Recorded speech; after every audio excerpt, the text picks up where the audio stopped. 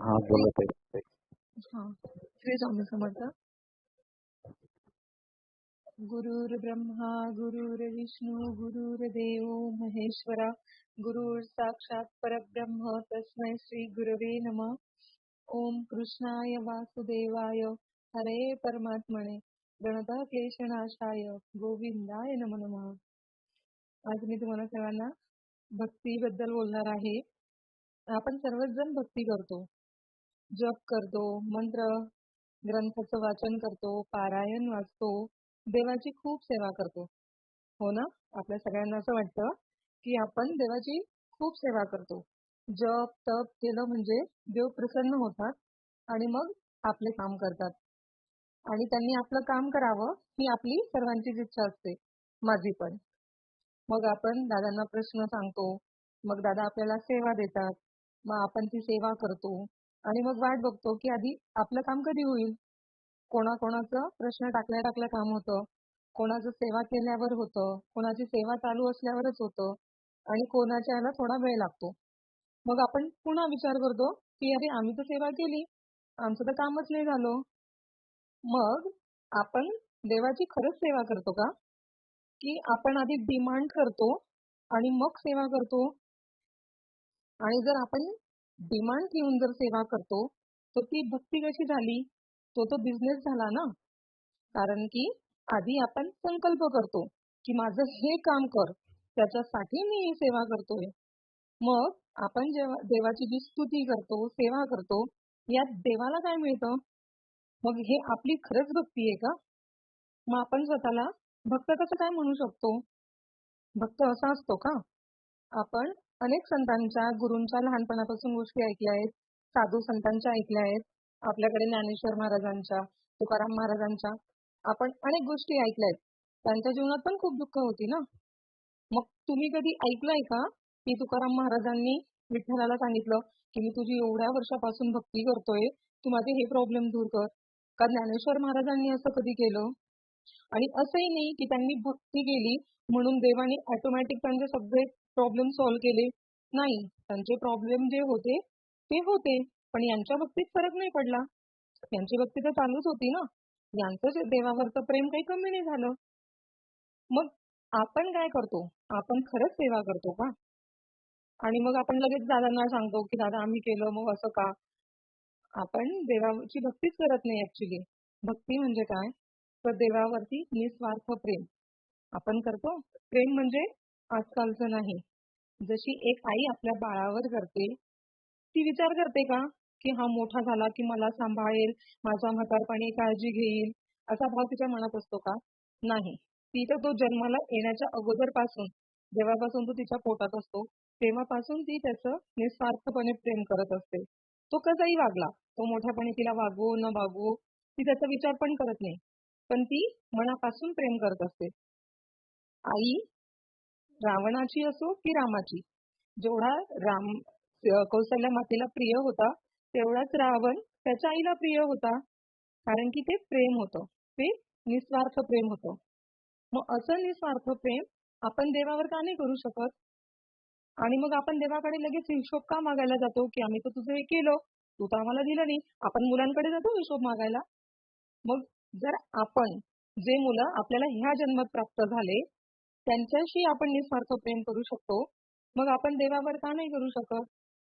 आणि भक्ती कशी असते, देवावरती निस्वार्थ प्रेम कसं करायचं असतं, याचं अनेक उदाहरणं आहेत. त्यातली एक गोष्ट मी तुम्हाला सांगणार आहे. सुदामा नाम तो सुनाई होगा. आता तुम्ही म्हणणार की यात नवीन काय? सुदामाची गोष्ट तर सगळ्यांनाच माहिती आहे.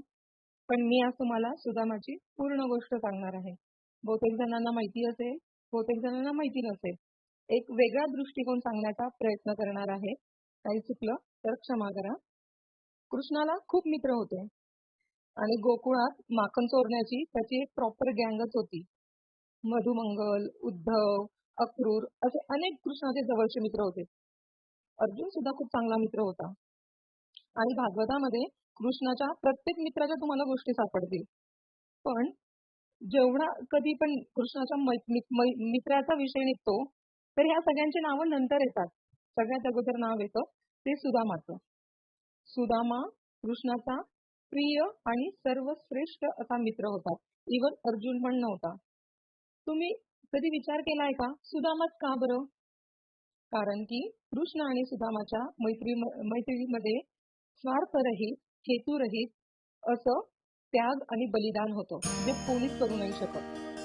आणि त्यांच्या मैत्रीचं अजून एक खूप मोठं वैशिष्ट्य होतं, ते म्हणजे कृष्ण हा सोन्याचा द्वारकेचा द्वारकाधीश.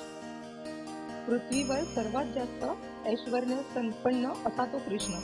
आणि दुसरीकडे सुदामा गरीब, दरिद्र, नुसता गरीब दरिद्र नाही, तर त्याच्या गरिबीची आणि दारिद्र्याची सीमा ओलांडलेली आपण विचार पण करू नाही शकत, इतका तो गरीब. आणि तरी सुद्धा ते दोघं मित्र. कारण की आजकालची मैत्री कशी असते ना, हुशारांची मैत्री, खोडकर मुलांचीच मैत्री करतात, श्रीमंतासोबत करतात, गरीब गरीबासोबत करतो. इथे सगळं उलट होतं. तराजूच्या एका पारड्यात जगातलं सर्व ऐश्वर्य आणि दुसऱ्या पारड्यात जगातली सर्वात गरिबी. दोघांचं काहीही साम्य नव्हतं, तरी ते खूप छान मित्र होते. सुदामा कृष्णाची गोष्ट श्रीमद भागवताच्या शेवटच्या 10व्या स्कंदात 80 आणि 81 अध्यायामध्ये सापडते. राजा परीक्षितांनी श्रीकृष्णाच्या आतापर्यंत सर्व लीला ऐकल्या होत्या. श्रीकृष्णाचं बाल्य लीला, वात्सल्य लीला, दास्य लीला, माधुर्य लीला, गोपी गीत, राजे महाराजांच्या अनेक गोष्टी ऐकल्या होत्या. त्यांचं सर्व ऐकून झालं होतं. तेव्हा महाराज परीक्षित सुखदेव गोस्वामींना प्रार्थना करतात की मला तुम्ही कृष्णाच्या मैत्रीची कथा सांगा, आणि त्यात स्पेशली सुदामाची. जेव्हा कृष्ण 11.5 वर्षाचे होते ना, तेव्हा ते वृंदावनामधून मथुरेला आले. मग त्या ठिकाणी त्यांनी कंसाला मारून आई वडिलांना कारावासातून मुक्त केलं. आणि ह्या सर्व वेगवेगळ्या लीला आहेत, ते आपण नंतर कधीतरी बघू. आणि जेव्हा ते त्यांच्या आई वडील वासुदेव आणि देवकी सोबत राहत होते, त्यावेळेस त्यांच्या आई वडिलांच्या लक्षात येतं की आपली मुलं 11.5 वर्षाची होऊन गेली, पण ती अजून शाळेतच गेली नाहीयेत आणि त्यांना गाई चारण्याशिवाय दुसरं काही येतच नाही. मग ते त्यावेळेस निर्णय घेतात की आता यांना आपण स्कूलमध्ये टाकलं पाहिजे. मग त्यांना गुरुकुलमध्ये दाखवण्याचा त्यांचा निर्णय होतो. आणि बलराम आणि कृष्ण यांना उज्जैनला सांदीपनी मुनींच्या आश्रमात विद्या प्राप्त करण्यासाठी पाठवलं जातं. विचार करा, ज्याच्या श्वासातून वेद निघाले ते गुरुकुलात जात आहे विद्या प्राप्त करण्यासाठी. यातून एक समजतं, मनुष्य जन्म भेटला तो देव जरी असला तरी त्याला गुरुचा आश्रय हा घ्यावाच लागतो. एकीकडे कृष्ण आणि बलराम सोन्याच्या रथामध्ये बसून उज्जैनला निघाले, आणि त्या क्षणी सुदामा ब्राह्मणाचा पुत्र पोरबंदर जवळच्या एका गावातून उज्जैनला सेम सांदीपनी मुनींच्या आश्रमात जाण्यासाठी निघाला. तो पायी चालला होता. आणि हे स्कंद पुराणात सांगितलेलं आहे की ते दोघं ऍट ए टाइम निघाले होते. जेव्हा सुदामा जंगलातून पायी जात होता, तेव्हा त्याच्या पायातनं काटे लागतात आणि तो एका झाडाखाली बसून आपल्या पायातला काटा काढत असतो. त्याच वेळी रथामध्ये बसून कृष्ण आणि बलराम तिथून जात असतात. कृष्णाचं लक्ष झाडाखाली बसलेल्या एका मुलाकडे जातं आणि त्याला कळतं की हा काहीतरी प्रॉब्लेम मध्ये. कृष्ण तिथे जाऊन रथ थांबवतो आणि खाली उतरून विचारतो, मित्रा तुला काही प्रॉब्लेम आहे का? सुदामा म्हणतो, नाही तुम्ही जा. कृष्ण म्हणाला, अरे सांग ना काही प्रॉब्लेम असेल तर. सुदामा म्हणतो, अरे काही नाही, माझे पाय थोडे काटे लागले ते मी काढू शकतो, बाकी असं विशेष काही नाही, तुम्ही जा. कृष्ण म्हणतो, मित्रा कोणी माझं एकदा जरी मनापासून नाव घेतलं तर त्याचे जन्मोजन्मीचे भवबंधनाचे काटे निघून जातात. इथे तर मी प्रत्यक्ष उभा असताना तू एका साध्या काट्याला परेशान होतो. सरक बाजूला. आणि असं म्हणून श्रीकृष्णाने स्वतःच्या हाताने सुदामाच्या पायातले काटे काढले आणि एक काटा ना पायामध्ये खुटून जातो. तर श्रीकृष्ण आहे. श्रीकृष्ण आपल्या हातात सुदामाचा पाय घेतो आणि आपल्या दाताने सुदामाच्या पायातला काटा काढतो. असा आहे श्रीकृष्ण. श्रीकृष्ण म्हणतात, माझ्या भक्ताचे पाय ज्या ठिकाणी पडतात त्या ठिकाणी आधी मी माझे हात ठेवतो, जेणेकरून त्यांना या संसाराच्या दुःखाचे काटे टोचणार नाही. मी त्यांना कधीच त्रास होऊ देत नाही. एकदा का मी त्यांचा हात धरला तो मी कधीच सोडत नाही. आणि मग कृष्ण त्याचा काटा काढतो आणि सुदामा म्हणतो की थँक्यू कृष्णा. मग कृष्ण म्हणतो की तू कुठे चाललायस? मग तो सांगतो की मी पण सांदीपनी मुनींच्या आश्रमातच चाललोय विद्या प्राप्त करण्यासाठी. कृष्ण म्हणतो, अरे वा, आम्ही पण तिकडेच चाललोय, मग तू चल आमच्या सोबत. सुदामा म्हणतो की अरे तुम्ही एवढे मोठे राजपुत्र, मी एक साधा ब्राह्मण, मी कसा तुमच्या सोबत येऊ शकतो? कृष्ण म्हणतो त्यात काय एवढं, आणि असे तुझ्या पायाला लागलंय, तू चल. आणि काय कृष्ण कोणाच्या ऐकण्याने ऐकतो? कृष्ण जबरदस्ती सुदामाला आपल्या रथात बसवून आश्रमात घेऊन जातो. अशी रस्त्यात दोघांची मैत्री होते. मग काय, आश्रमात गेल्यावरती सगळं सोबतच असतं. खाणं, पिणं, झोपणं, अभ्यास करणं, खेळणं. आपल्या भाषेत म्हणायचं तर ते पक्के रूममेट्स, बेस्ट फ्रेंड बनतात. आणि एकदा काय होतं ना, त्यांचे गुरुदेव म्हणजे सांदीपनी मुनी त्यांना ना श्लोक म्हणजे होमवर्क देतात, की श्लोक तुम्हाला हे उद्या लर्न करून आणायचे. 2-3 श्लोक सांगतात ते, आणि नेक्स्ट डे ते त्यांचं घेत असतात, होमवर्क चेक करत असतात. आणि मग ते म्हणतात की सगळ्यांनी मला तुम्ही श्लोक म्हणून दाखवा. मग सुदामाचा टर्न येतो. मग सुदामा म्हणतो की सॉरी गुरुदेव, मी तर विसरलो, माझं काही लर्नच नाही झालं. मग गुरुदेव म्हणतात मग तुला आता मी पनिशमेंट देणार. आज संध्याकाळी स्वयंपाकासाठी लागणारी जी लाकडं आहेत ते तू वनात जाऊन घेऊन यायची. आणि सुदामाच्या बाजूला कृष्ण असतो. मग ते गुरुदेव कृष्णाला विचारतात की कृष्ण तू म्हणून दाखव. कृष्ण म्हणतो की सॉरी गुरुदेव, मी पण विसरलो. मग गुरुदेव म्हणतात अरे तू कसा विसरू शकतो, तुला तर सगळं लहान असतं. मग तो म्हणतो पण मी ह्यावेळेस विसरलो गुरुदेव. मग ते म्हणतात की मग तू पण आता सुदामासोबत शिक्षा भोगायची. आणि कृष्णाला तर हे समजतं. मग क्लास संपवतात, दोघं बाहेर येतात. सुदामा म्हणतो अरे कृष्णा, तू तर काल सगळं लर्न केलं होतं, तू मुद्दामून केलं ना? मग कृष्ण म्हणतो मैत्रीत तर एवढं चालतंच ना, आणि शेवटी दोस्ती की आहे, निभानी तो पडेगी. आणि मग त्यानंतर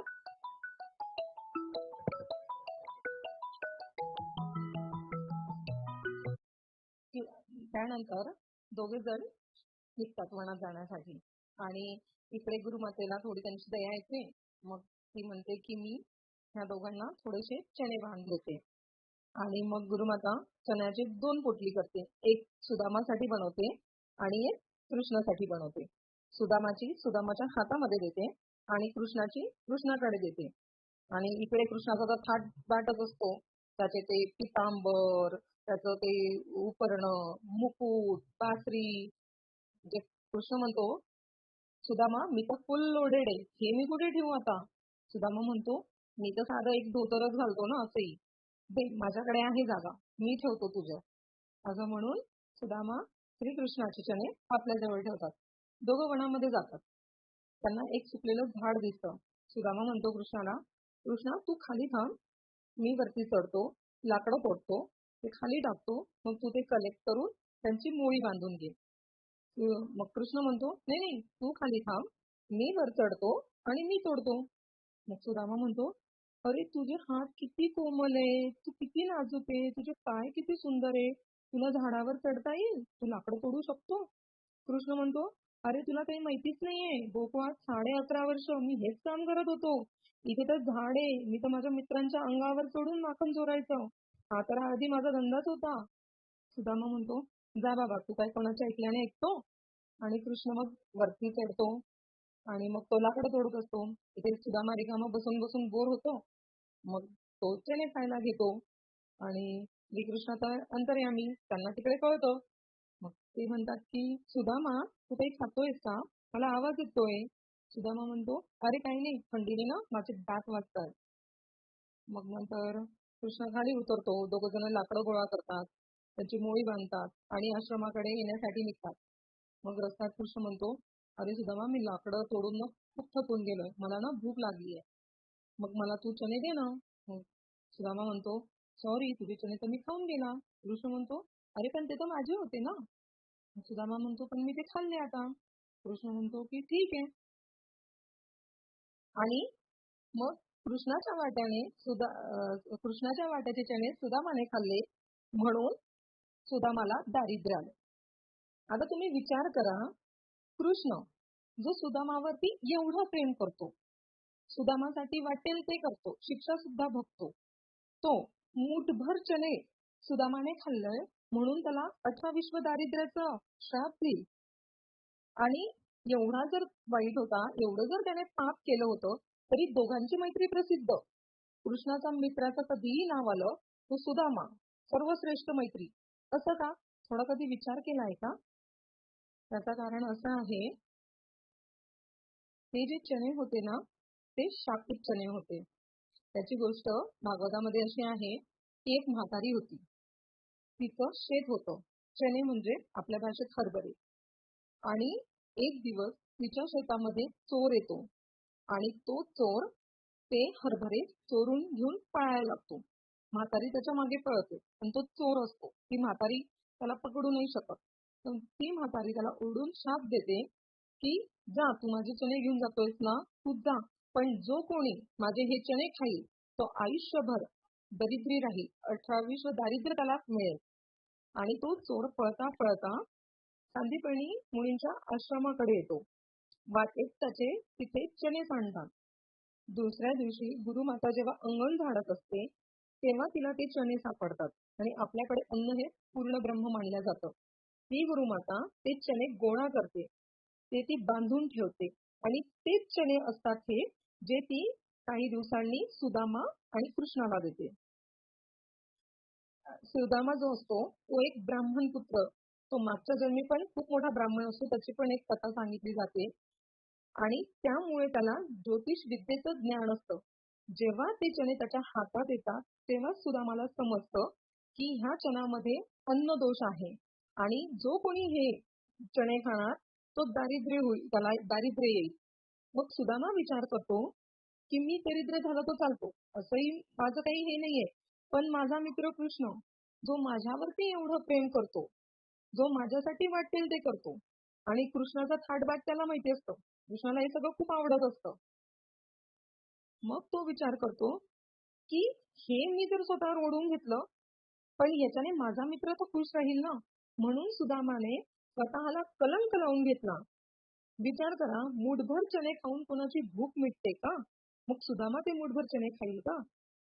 सुदामाने मित्राच्या वाटेला दारिद्र्य येऊ नये म्हणून ते स्वतःच्या अंगावरती ओढून घेतलं. याला म्हणतात मैत्री. असा असतो सच्चा मित्र. म्हणून सुदामा सर्वात श्रेष्ठ मित्र मानला जातो कृष्णाचा. आणि एवढा मोठा त्याग आपण कधीच नाही करू शकत, देवासाठी पण नाही.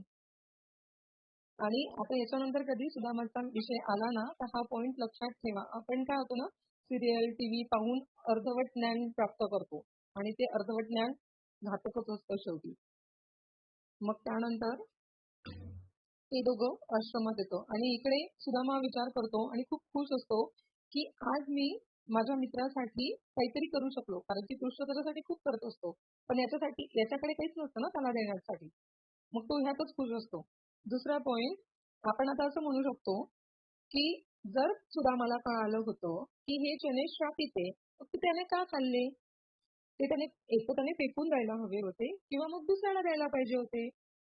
पहिली गोष्ट, आपल्याकडे अन्न हे पूर्ण ब्रह्म मानलं जातं. ते आपण आजकाल आहोत जे अन्न नासधूस करतो, पण त्या काळी तसं नव्हतं. अन्न हे पूर्ण ब्रह्म असल्यामुळे तो ते चणे फेकू शकत नव्हता. आणि दुसरी गोष्ट, त्याला जर माहितीये की हे चणे जे आहेत हे दोषयुक्त आहेत, श्रापित आहे, तो दुसऱ्याला कसं दान देईल? कारण की तो जर दुसऱ्याला दान देईल, त्याला हे माहित असताना की हे श्रापित आहे, म्हणजे तो समोरच्याला जर फसवतोय तर त्याचं पाप नाही लागणार का सुदामाला? म्हणून न त्याने ते चणे फेकले, न त्याने कोणाला दिले, ते त्याने स्वतः खाल्ले. म्हणून आणि दुसरी गोष्ट, आपण पण यातून हे शिकायला पाहिजे की आपण जर कोणाला दान देतोय तर त्याच्यामध्ये शुद्धता, पावित्र्यपणा पाहिजे. आणि दादा पण नेहमी सांगतात की परान्न वर्ज करा. आज पण सकाळी दादांनी खूप छान गोष्ट सांगितली होती गुरुमाऊलींची. त्यात पण हेच होतं की अन्न दोषामुळे खूप आपल्याला त्याचा त्रास होऊ शकतो. म्हणून शक्यतो एक तर परान्न खाऊ नये आणि दान देताना पण आपलं जे प्रामाणिक कमाईतून प्राप्त झालेलं असतं तेच दान द्यायला पाहिजे. आणि श्रीकृष्ण 64 दिवसांमध्ये 64 कला शिकतो. विचार करा, आपल्याला 22 वर्ष लागतात डिग्री प्राप्त करण्यासाठी. इथे फक्त 2 महिन्यामध्ये कृष्णाने त्याची डिग्री कंप्लीट केली. आणि 2-2.5 महिने श्रीकृष्ण त्या आश्रमात राहिले आणि मग तिथून ते मथुरेला जाण्यासाठी निघतात. आणि त्यांना ते त्यांच्या गुरुदेवांना म्हणतात की गुरुदेव, मला तुम्हाला गुरुदक्षिणा द्यायची आहे. आणि त्या काळी अशी फीस वगैरे घेत नव्हते ना आपल्यासारखी. मग गुरु नाही म्हणतात. मग गुरुमाता एक शेवटी आई असते, मग ती कृष्णाला, आणि तिला माहिती असतं की कृष्ण काहीही करू शकतात म्हणून. मग ती म्हणते की कृष्णा, तुला जर काही द्यायचंच असेल ना, तर माझा पुत्र मेलेला आहे, तू त्याला जिवंत करून दे. त्यानंतर कृष्ण आणि बलराम समुद्रात जाऊन असुराला वध करून गुरुपुत्र आणून गुरुदक्षिणा देतात. त्याची एक वेगळी स्टोरी आहे, ती मी तुम्हाला कधीतरी डिपली सांगेल. मग त्यानंतर श्रीकृष्ण आणि बलराम मथुरेला येऊन जातात. सुदामा तो त्याच्या घरी चालला जातो. मग मथुरा सोडून यांना द्वारकेला यावं लागतं. त्याच्यात पण अनेक गोष्टी आहेत. त्याच्यानंतर सुदामा लहानाचा मोठा होतो आणि इकडे श्रीकृष्ण पण त्याच्या लीला चालू असतात. इकडे श्रीकृष्णाचं लग्न होतं. श्रीकृष्णाचं 16,108 बायका येतात. इकडे सुदामा पण लग्न करतो. आणि जसा जसा टाइम जातो तसा तसा अन्न दोषामुळे मिळालेला श्राप फलद्रूप होण्यास सुरुवात होते आणि सुदामाला हळूहळू गरिबी येण्यास सुरुवात होते. तो ब्राह्मण असल्यामुळे पूजा पाठ करून आणि 5 घरी मधुकरी मागून तो त्याचा उदरनिर्वाह करत असतो आणि हळूहळू हे सर्व कमी होत जातं आणि मग एक वेळ अशी येते की एक दिवसाचं जेवण पण त्यांना मोठ्या मुश्किलीने मिळायला लागतं. आपण एक दिवस उपवास करू नाही शकत साधा, तो पण फराळ करून. आणि इथे सुदामा, त्याची पत्नी, त्याची चारही मुलं 2-2 दिवस उपाशी राहत असतात. आणि विचार करा, द्वापर युगात असं म्हणतात की कृष्ण म्हणजे परमेश्वर कधी कोणाला उपाशी झोपू देत नाही. कलियुगामध्ये सुद्धा. द्वापर युगामध्ये स्वतः कृष्ण पृथ्वीवर असताना असं होऊ शकतं का की कोणता जीव उपाशी राहू शकतो? ही परमेश्वराची लीला होती. जेव्हा देवाला काही मनुष्याला शिकवायचं असतं ना, तेव्हा तो आपल्या भक्तांसोबत अशी लीला करू शकतो. फक्त भक्तांसोबत. कारण की त्याला माहिती असतं की कोणत्याही परिस्थितीत माझे भक्त माझा हात सोडणार नाही, ते डगमगणार नाही. आणि इकडे सुदामाला भिक्षा मिळणं बंद होतं. मग मुलं 2-2, 3-3 दिवस उपाशी राहतात. त्यांची पत्नी सुशीला खूप पतिव्रता नारी असते. ती प्रत्येक गोष्टीमध्ये सुदामाला साथ देत असते. पण शेवटी ती एक आई पण असते आणि रोज मग ते पाणी पिऊन तुळशीपत्र खाऊन मुलांना झोपी घालायचं. एक दिवस तिला मुलांकडे बघून खूप दुःख होतं आणि मग ती सुदामाला म्हणते की तुम्ही मला जसं ठेवाल मी तसं राहू शकते. मला नकोय अन्न, पण मी माझ्या मुलांना ह्या परिस्थितीमध्ये नाही बघू शकत. आणि तुमचा मित्र आहे ना, तो द्वारकेचा राजा आहे, कृष्ण आहे, तुम्ही एवढं त्याचं सांगता, मग तुम्ही का नाही त्यांच्याकडून थोडीफार मदत घेत? आणि सुदामाचं असं असतं ना, की परमेश्वराला त्याला मागायचंच नसतं. कारण की परमेश्वराने ज्या परिस्थितीत ठेवलं तो त्यात समाधानी असतो. पण पत्नीचं नेहमी नेहमी सांगून सांगून आणि मुलांचा विचार करून आणि मग तो विचार करतो की ठीक आहे ना, या निमित्ताने मला कृष्णाला एवढ्या वर्षानंतर भेटायला पण होईल. आणि असं म्हणतात की कोणाच्या घरी जाताना ना खाली हात जाऊ नये. मग तो त्याच्या पतीला म्हणतो, आपल्याकडे तर काहीच नाहीये कृष्णाला द्यायला. मग ती शेजारच्या बाईकडून उसने पोहे आणते. कुठे पोहे म्हटलं आहे, कुठे तांदूळ म्हटलेला आहे आणि एका फाटलेल्या कपड्यामध्ये ती बांधून त्याची पोटली बनवून देते आणि सुदामा ती काठीला हँग करून काठी घेऊन रस्त्याने निघतो. मग सुदामा रस्त्याने विचार करत असतो की एवढ्या वर्षानंतर मी श्रीकृष्णाला भेटणार आहे, तो मला ओळखेल का? कारण की तो आता खूप मोठा राजा झालेला आहे आणि आपल्याला भेटून बरेच वर्ष झालेले आहेत. त्याच्या डोक्यामध्ये असे विचार चालू असतात आणि खूप दिवस अन्न पाणी नसल्यामुळे तो खूप अशक्त झालेला असतो. धड चालता येत नसतं, डोळे खोल गेलेले असतात, हाडांचा नुसता पिंजरा झालेला असतो आणि चालत चालत तो द्वारकेजवळ येतो. द्वारका नगरी. आणि जसा तो द्वारका बघतो, तिकडे सगळे महलच महल. 1-2 नाही, 16,108 महल असतात. आणि मग तो ते बघून इतका भारावून जातो, एवढं वैभव बघून, एवढं त्याने कधीच बघितलेलं नसतं. आणि मग त्याला तिथे द्वारपाल अडवतात आणि मग त्याला म्हणतात, तू कोण आहेस? कुठे चाललास? मग तो म्हणतो की मला श्रीकृष्णाला भेटायचं आहे, मी त्याचा बालपणीचा मित्र आहे. मग ते द्वारपाल हसतात की कृष्ण, आमच्याकडे गरीब पण एवढा गरीब नाहीये जी तुझी परिस्थिती आहे आणि तू स्वतःला कृष्णाचा मित्र म्हणून घेतो. इंद्राला पण लाज वाटते कृष्णाचा मित्र म्हणवायला आणि तू दरिद्री गरीब कृष्णाला मित्र म्हणवतो. आणि ते त्याला हसतात आणि त्याला ते धक्का देतात. मग त्यात एक द्वारपाल असतो, ज्याला असं वाटतं की हा जर खरंच असेल मित्र तर आणि काय फरक पडतो ना, एकदा सांगून बघू आपण. मग तो श्रीकृष्णाला निरोप देण्यासाठी जातो आणि श्रीकृष्ण महलमध्ये बसलेले असतात. श्रीकृष्णाच्या 8ही राण्या तिथे बसलेल्या असतात. रुक्मिणी, सत्यभामा आणि मग तिथे द्वारपाल येतो आणि म्हणतो श्रीकृष्णाला की एक खूप गरीब असा ब्राह्मण म्हातारा आलेला आहे आणि तो तुम्हाला स्वतःचा मित्र म्हणून घेतोय. आणि त्याचं वर्णन करताना तो द्वारपाल म्हणतो, "शीस पगाना जगात न पे प्रभु जाने को आए बसो के ही ग्रामा। धोती फटी सी लटी दुपटी और पाव उपान हकी नहीं सामा। द्वार खड़ो द्विज दुर्बल एक, द्वार खड़ो द्विज दुर्बल एक, रहियो चकिसो वसुधा अभिरामा। पूछत दीन दयालो को धाम, बतावत अपनो नाम सुदामा। पूछत दीन दयालो को धाम, बतावत अपनो नाम सुदामा." आणि जसं द्वारपालाने सुदामा नाव घेतलं आणि जसं श्रीकृष्णाच्या कानावरती सुदामा नाव पडलं, सुनते ही दौड़े चले आए मोहन, सुनते ही दौड़े चले आए मोहन, लगाया गले से सुदामा को मोहन, लगाया गले से सुदामा को मोहन। हुआ रुक्मणी को बहुत ही अचंबा, हुआ रुक्मणी को बहुत ही अचंबा, ये मेहमान कैसा अजीब आ गया है, ये मेहमान कैसा अजीब आ गया है। अरे द्वारपालो कन्हैया से कह दो, अरे द्वारपालो कन्हैया से कह दो, दर पे सुदामा गरीब आ गया है, दर पे सुदामा गरीब आ गया है. आणि जसं श्रीकृष्ण सुदामाला पाहतात, सुदामाला घट्ट मिठी मारतात. सुदामाच्या हालात पाहून कृष्णाला खूप रडू येतं. कृष्ण इतके रडले होते त्या दिवशी, असं म्हणतात श्रीकृष्ण फक्त 3 वेळा रडले. ज्यावेळेस कृष्ण आणि उद्धव यांचा संवाद चालू असतो आणि कृष्णाला वृंदावनची यशोदा मैयाची आठवण येते, त्यावेळेस श्रीकृष्ण रडले होते.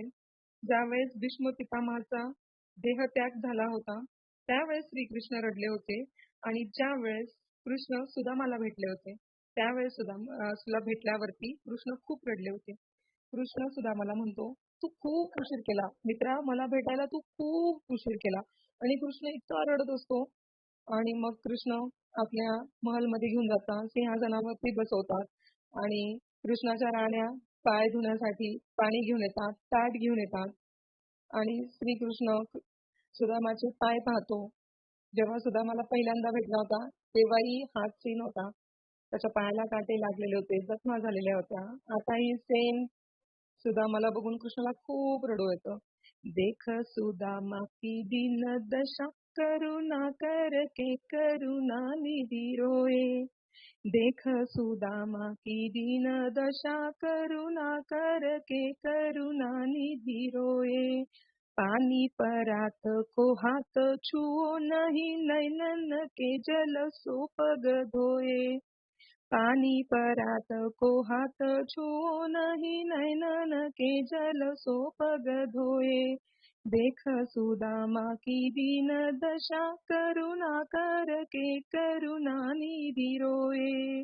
असं म्हणतात की कृष्णाने पाण्याला हातही लावला नव्हता, त्याने त्याच्या अश्रूंनी सुदामाचे पाय धुतले होते. विचार करा किती सुंदर भाव आहे. परमेश्वर श्रीकृष्ण किती दयाळू आहे, किती मयाळू आहे, किती प्रेम आहे त्याच्यामध्ये. तो आपल्या भक्ताचे स्वतःच्या हाताने पाय धुतोय. त्यानंतर सुदामाला स्नान घातलं श्रीकृष्णाने त्याच्या हाताने. रेशमी पितांबर नेसायला दिलं. 56 भोग जेवणासाठी वाढले. सुदामाने जेव्हा ते 56 भोग पाहिले, त्याच्या डोळ्यात पाणी आलं, कारण की बरेच दिवस झाले होते. त्याची बायका, मुलं उपाशी होते आणि मुलांची आठवण करून शेवटी बाप बाप असतो. त्याला खूप रडायला येतं आणि कृष्णाला वाईट वाटू नये, की मी जर खाणार नाही, तर कृष्णाला दुःख होईल आणि माझी परिस्थिती पण मी त्याला नाही सांगू शकत. म्हणून सुदामाने इच्छा नसताना पण तिथे जेवण केलं होतं. आणि मग त्यानंतर श्रीकृष्ण सुदामाला आपल्या अंतापूर, जिथे कृष्णाचं आराम कक्ष होतं, तिथे घेऊन जातो. आणि खूप दिवसानंतर दोन मित्र भेटलेले असतात. मग गप्पा मारायला सुरुवात होते. कृष्ण म्हणतो, "का रे सुदामा, तू तर लहानपणी खूप साधा, सरळ, सभ्य असा होता. लग्न केलं की नाही?" सुदामा म्हणतो, "हो ना कृष्णा, केलं मी लग्न. मला 4 मुलं पण आहेत." कृष्ण म्हणतो, "अरे वा, लग्न केलं. माझी आठवण पण नाही आली. मला बोलवलं पण नाही. मला विसरला तू?" सुदामा म्हणतो, "अरे कृष्णा, मी तर तुला एकदा बोलवायचं विसरलो. तू तर 16,108 वेळा लग्न केलं. मला एकदा पण बोलवलं नाही. आणि मला तू विसरला?" असं म्हणून ते हसतात. मग कृष्ण म्हणतो, "का रे, तू मला एवढ्या वर्षानंतर भेटायला आला, तर माझ्या बहिणीने माझ्यासाठी काही दिलं की नाही?"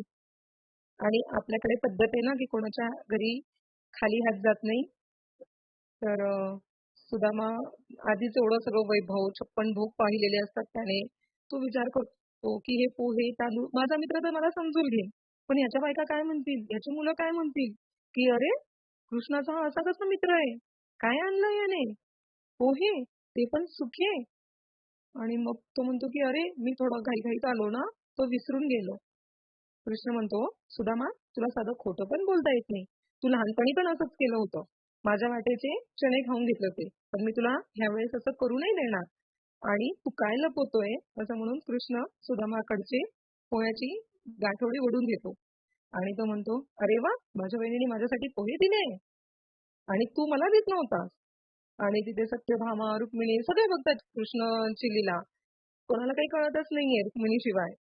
आणि कृष्ण जसे पोह्याकडे पाहतो आणि कृष्णाच्या डोळ्यात पाणी येतं आणि मूठ घेतो कृष्ण खाण्यासाठी.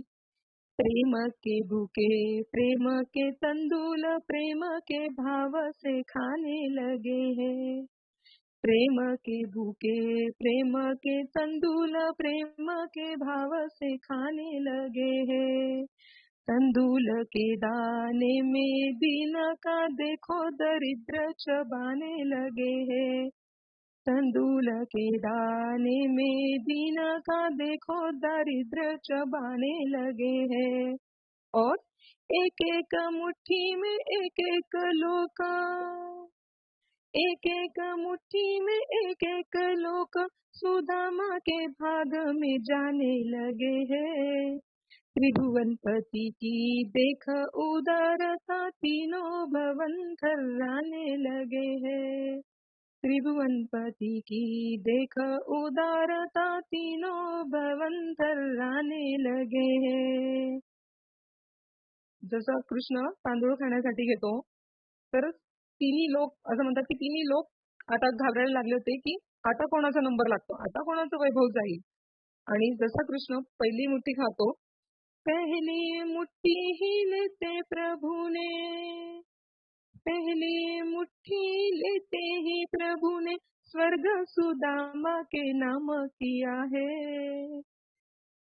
पहली मुट्ठी लेते ही प्रभु ने स्वर्ग सुदामा के नाम किया है. दूसरी मुट्ठी में पृथ्वी लोक का वैभव विप्र को सौंप दिया है. दूसरी मुट्ठी में पृथ्वी लोक का वैभव विप्र को सौंप दिया है. पहिल्या मुठीमध्ये श्रीकृष्णाने स्वर्ग सुदामाला दिला. दुसऱ्या मुठीमध्ये पृथ्वीलोकचं वैभव सुदामाला दानमध्ये दिलं. आणि तिसरी मुट्ठी में देने लगे जो, तीसरी मुट्ठी में देने लगे जो, वैकुंठ तो लक्ष्मी ने रोक लिया है. अपना निवास भी दान में दे रहा, कैसा दानी ये मेरा पिया है. अपना निवास भी दान में दे रहा, कैसा दानी ये मेरा पिया है. प्रेम के भूखे प्रेम के तंदूल प्रेम के भाव से खाने लगे हैं. अशा प्रकारे श्रीकृष्णाने जशी तिसरी मूठ तांदूळ खाण्यासाठी घेतला, तर रुक्मिणी येऊन त्यांना थांबवते आणि मनात म्हणते, प्रभू तुम्ही हे काय करताय? ठीक आहे, तुम्ही पृथ्वीचं वैभव देऊन दिलं, स्वर्गाचं वैभव देऊन दिलं, पण आपलं घर आणि उद्या चालून जर याने आपल्या घरात जाऊन आपल्याला सापडलं तर काय करणार? आपल्याला आपलं घर राहू देत. आणि मग कृष्ण रुक्मिणीचं ऐकतात आणि 2 मुठी चावलच्या बदल्यामध्ये स्वर्ग आणि पृथ्वीचं वैभव सुदामाला देतात. बोला श्री द्वारकाधीश भगवान की जय. कृष्ण खूप उदार आहे. विचार करा, 2 मुठी चावलमध्ये त्याने काय काय देऊन दिलं आणि त्याने काहीच मागितलं नाही सुदामाने. मागणाऱ्याला काय देणार परमेश्वर? तो जेवढं मागतो तेवढंच देणार ना. आणि न मागणाऱ्याला इतकं देऊन टाकतो जेवढा तो विचार पण करू शकत नाही. हा देवाचा स्वभाव आहे. आपण किती मागतो जेवढी आपली ऐपत आहे आणि तो न मागता किती देतो जेवढी त्याची ऐपत आहे.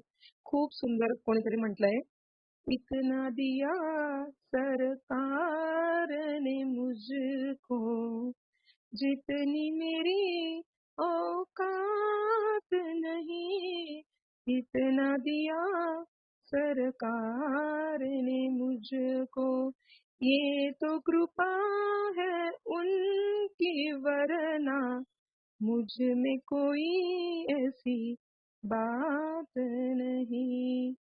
आणि मग सुदामा 10 दिवस द्वारकेला राहिले आणि मग त्यांची जाण्याची वेळ येते. सुदामा निघायला लागतात. सुदामा म्हणतो की चल कृष्णा येतो मग मी. कृष्ण म्हणतो ठीक आहे, येत जा मधून मधून, फोन बिन करत जा. तो म्हणतो हो ठीक आहे. आणि मग कृष्ण काहीच बोलत नाही. मग सुदामा विचार करतो की हा विसरला तर नाही, याने मला काहीच दिलं नाही. आता मी काय कसं मागू ह्याला. आणि मग थोडं पुढे जातो. मग कृष्ण मागून आवाज देतो, सुदामा. मग सुदामाला पण आनंद होतो. तो म्हणतो अरे बहुतेक कृष्णाला आठवलं की याने मला काहीच दिलं नाहीये म्हणून. आणि मग सुदामा मागे एकदम खुशीने मागे पलटून बघतो आणि म्हणतो, काय रे कृष्णा? कृष्ण म्हणतो, अरे काही नाही, तू एवढं रेशमी पितांबर एवढे जरीचे कपडे घालून जातोय, रस्त्यात तुला कोणी चोराने लुटलं तर ते बदलून घे, तू तुझं तुझं धोतर घालून जा. सुदामा कृष्णाकडे बघतो आणि विचार करतो, किती कंजूस आहे हा. याने मला काही दिलं तर नाही आणि ते घालायला दिलं होतं ते अंगावरचं पण काढून घेतोय. काय सांगू मी माझ्या बायकोला, किती आशेने पाठवलं होतं तिने मला. आणि तो असं बघतो कृष्णाकडे, म्हणतो ठीक आहे, दे माझे माझे कपडे. आणि तो त्याचं पितांबर काढून देऊन देतो आणि स्वतःचं फाटलेलं धोतर वगैरे घेऊन सुदामा त्याच्या घरी येण्यासाठी निघतो. आणि सुदामा जोपर्यंत नजरे आड होत नाही तोपर्यंत श्रीकृष्ण नुसतं बघत असतात. श्रीकृष्णाला खूप रडू येत असतं. रुक्मिणी म्हणते, प्रभू तुम्ही न मागता सुदामाला सर्व तर देऊन दिलं, तिथे तुम्ही एक दुसरी द्वारकाच उभी करून दिली, तरी तुम्ही खुश नाही. कृष्ण म्हणतात, मी त्याला काय दिलं? रुक्मिणी, जेव्हा मागणाराच मागू शकत नाही तर देणारा कसा म्हणेल की मी तुला दिलंय? सुदामा किती दुःखी, किती कष्टी होता. मुलं किती दिवसापासून त्याची उपवाशी होती. पण सुदामाने मला मागणं तर दूर, मला साधं जाणवू पण दिलं नाही की तो एवढा गरीब आहे, त्याची ही कंडिशन आहे. एका शब्दाने पण तो मला बोलला नाही. असा असतो भक्त. कृष्ण म्हणतात, सुदामाने त्याच्या जवळ नसताना मला उसनं आणून दिलेलं. मी काय दिलं त्याला? माझ्याकडे जे होतं त्यातलं मी थोडंसं त्याला दिलं. पण त्याच्याकडे नसताना त्याने मला जे आणून दिलं, त्याची तर तुलनाच होऊ नाही शकत ना. म्हणून सुदामा हा सर्व सर्वात मोठा श्रेष्ठ भक्तासोबत मित्र मानला गेलेला आहे. आणि मग जेव्हा सुदामा रस्त्याने विचार करतो की अरे मला काहीच दिलं नाही, असं नाही तसं नाही, मी आता घरी गेल्यावर काय सांगू. आणि मग तो जसा त्याच्या गावामध्ये येतो तर तो त्याच्या गावाला ओळखतच नाही. पूर्ण द्वारकेसारखे महल असतात आणि ज्या ठिकाणी त्याची झोपडी असते तिथे तो जाऊन बघतो तर त्याची पत्नी, त्याची 4ही मुलं सुंदर रेशमी जरीचे कपडे घातलेले, दागदागिने घातलेले पाहून तो एवढा रडतो की मी तर माझ्या कृष्णाला काहीच मागितलं नाही, त्याने मला न मागता एवढं देऊन दिलं. कृष्ण सगळं ओळखतो, सगळं समजतं. आपण सुद्धा मग एवढी मोठी भक्ती आपली तर होऊच शकत नाही. ह्या जन्मी तर शक्यच नाहीये. पण थोडंफार तर आपण निस्वार्थ प्रेम करू शकतो. एखादा दिवस एखाद्या दिवसातून एकदा तरी प्रेमाने नाव घेऊ शकतो, निस्वार्थ, काहीही न मागता, फक्त प्रेमासाठी. जसं आपल्या मुलाला आपण प्रेमाने हाक मारतो, तशी एकदा मारून बघा. तो परमेश्वर आहे, तो खूप दयाळू मायाळू आहे. तो नक्की येईल तुमच्या, आपल्या पण हाकेला येईल तो. आणि शेवटी 4 लाईन म्हणेल श्रीकृष्णासाठी. मेरी जिंदगी सवारी मुझको गले लगा के, बैठा दिया फलक पे मुझे खाक से उठा के. मेरी जिंदगी सवारी मुझको गले लगा के, बैठा दिया फलक पे मुझे खाक से उठा के. यारा तेरी यारी को मैंने तो खुदा माना, याद करेगी दुनिया तेरा मेरा फसाना. मेरे दिल की ये दुआ है, कभी दूर तू न जाए, तेरे बिना हो जीना वो दिन कभी ना आए. तेरे संग जीना यहाँ, तेरे संग मर जाना. याद करेगी दुनिया तेरा मेरा फसाना. कृष्णा, तेरे जैसा यार कहाँ ऐसा याराना. याद करेगी दुनिया तेरा मेरा फसाना. झालेली सर्व सेवा कृष्णार्पणमस्तु. श्री स्वामी समर्थ सर्वांना.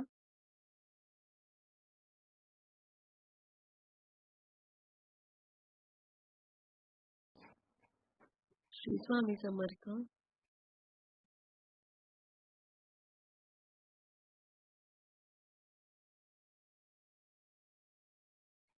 श्री स्वामी समर्थ. ऍडमिन मधून कोणी मार्गदर्शन करणार असेल तर करून घ्या.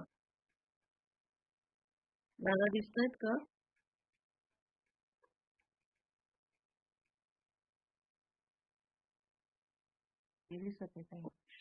तुम्हाला दादा.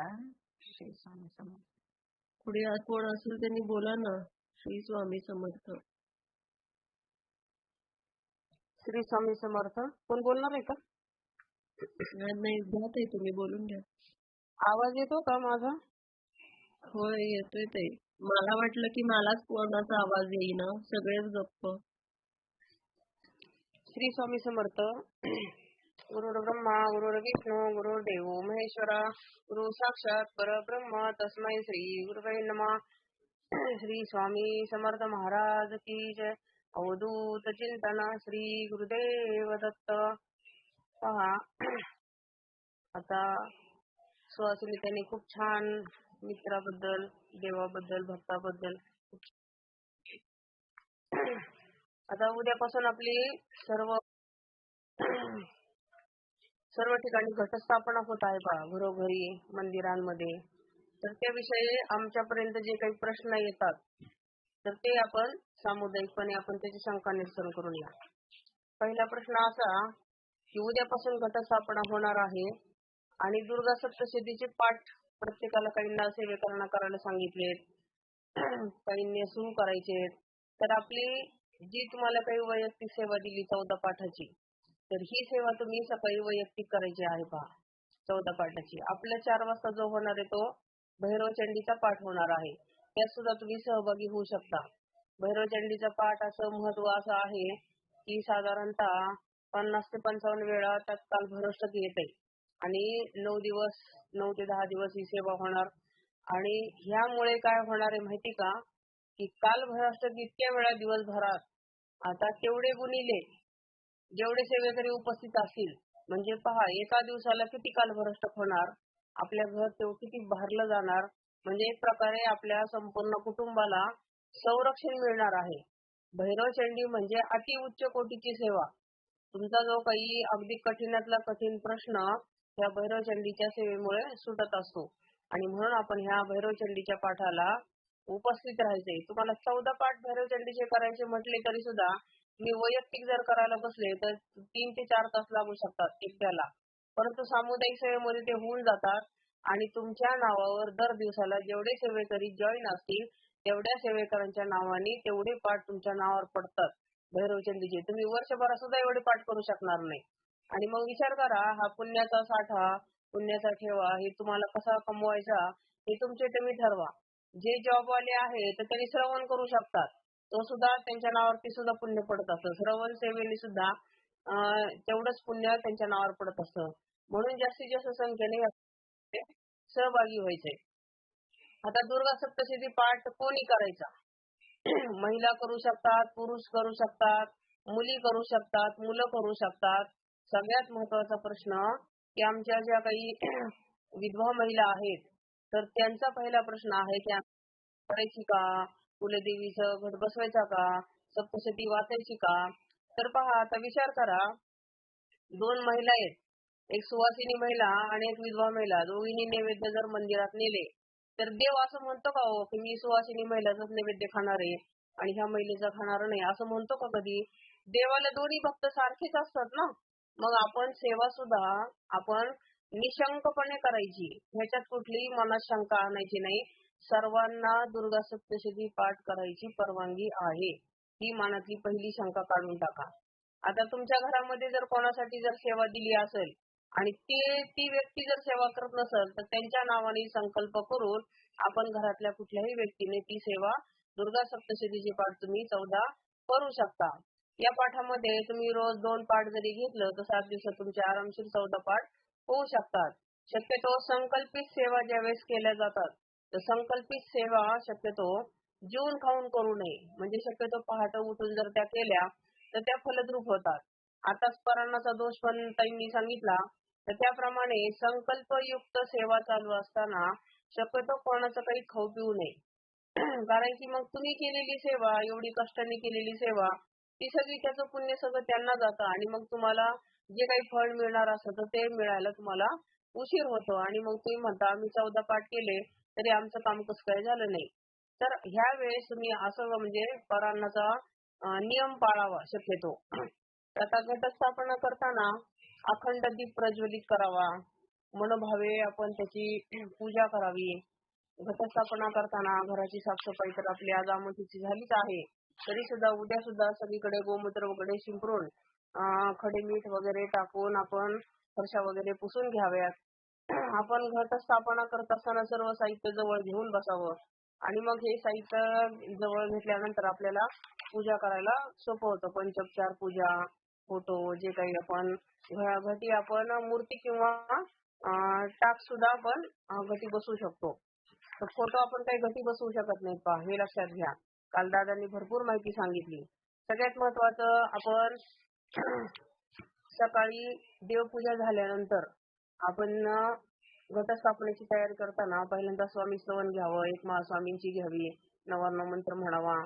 सर्व मंगल मांगल्ये शिवे सर्वार्थ साधिके शरण्ये त्र्यंबके गौरी नारायणी नमोस्तुते हा मंत्र म्हणत म्हणत आपण पूजेची सुरुवात करावी. ज्यांच्याकडे षोडशोपचार पूजेचं पुस्तक आहे त्याच्यामध्ये सुरुवातीची जी माहिती आहे संकल्पापर्यंत तर ती घेण्याचा प्रयत्न करावा, किंवा आता ग्रुपवर सुद्धा मेसेज काही येतात तर त्याप्रमाणे आपण पूजा करावी. आपण तळ हातावर पाणी घेऊन देवीची नावं घ्यावी आणि त्याप्रमाणे आपण पाणी प्राशन करावं. म्हणजे आपण विष्णूंची जशी नावं घेतो त्या पद्धतीनं आपण ती नावं घेऊन आपण हे करावं. गायत्री मंत्र म्हणा. संकल्प सरळ भाषेत जर सांगायचं झालं तर संकल्प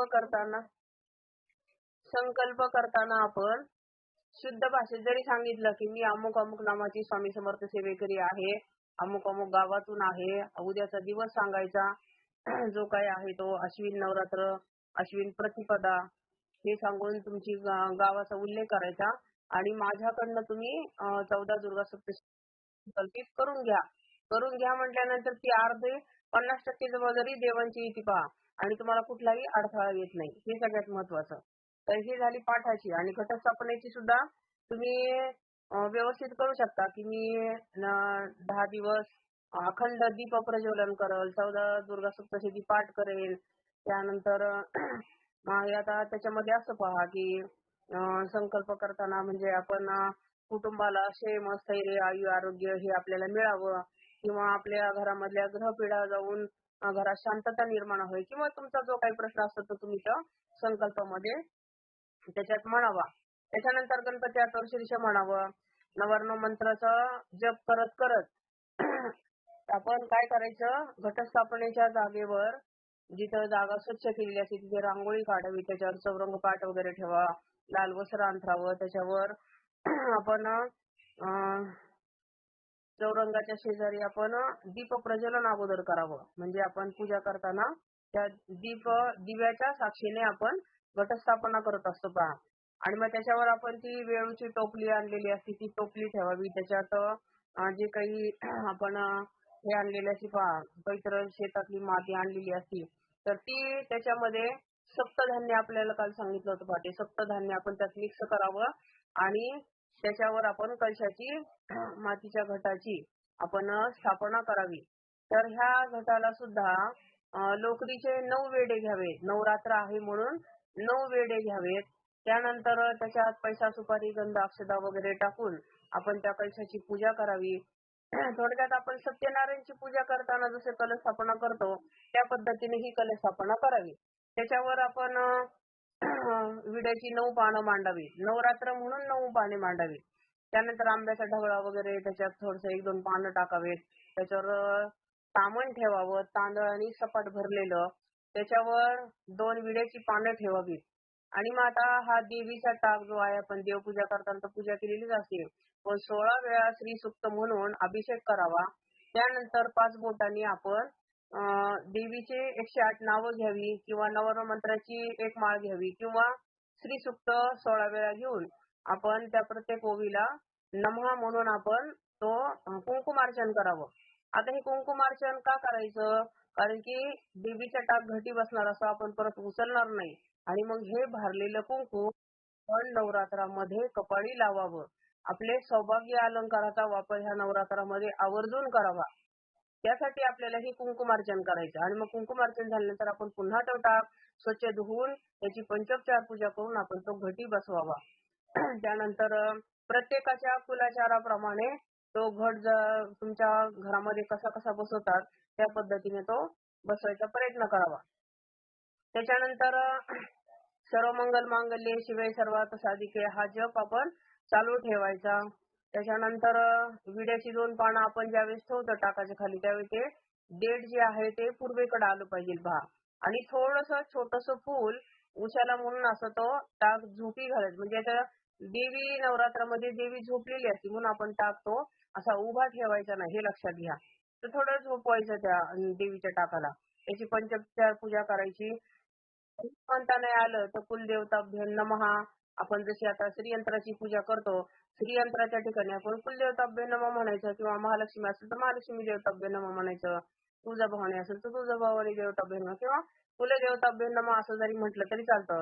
मग विलेपनार्थ चंदनम समर्पयामी, हळदी कुंकुम समर्पयामी, पुष्पम समर्पयामी, अक्षदाम समर्पयामी असे जे काही पंचोपचार पूजा आहेत हे आपण कराव्यात. धूप दीप दाखवावा. रोज नित्यनेमाने माळ अर्पण करावी त्या दिवशी जी असेल ती. फुलं व्हावे. दुरूनच पंचोपचार पूजा करावी.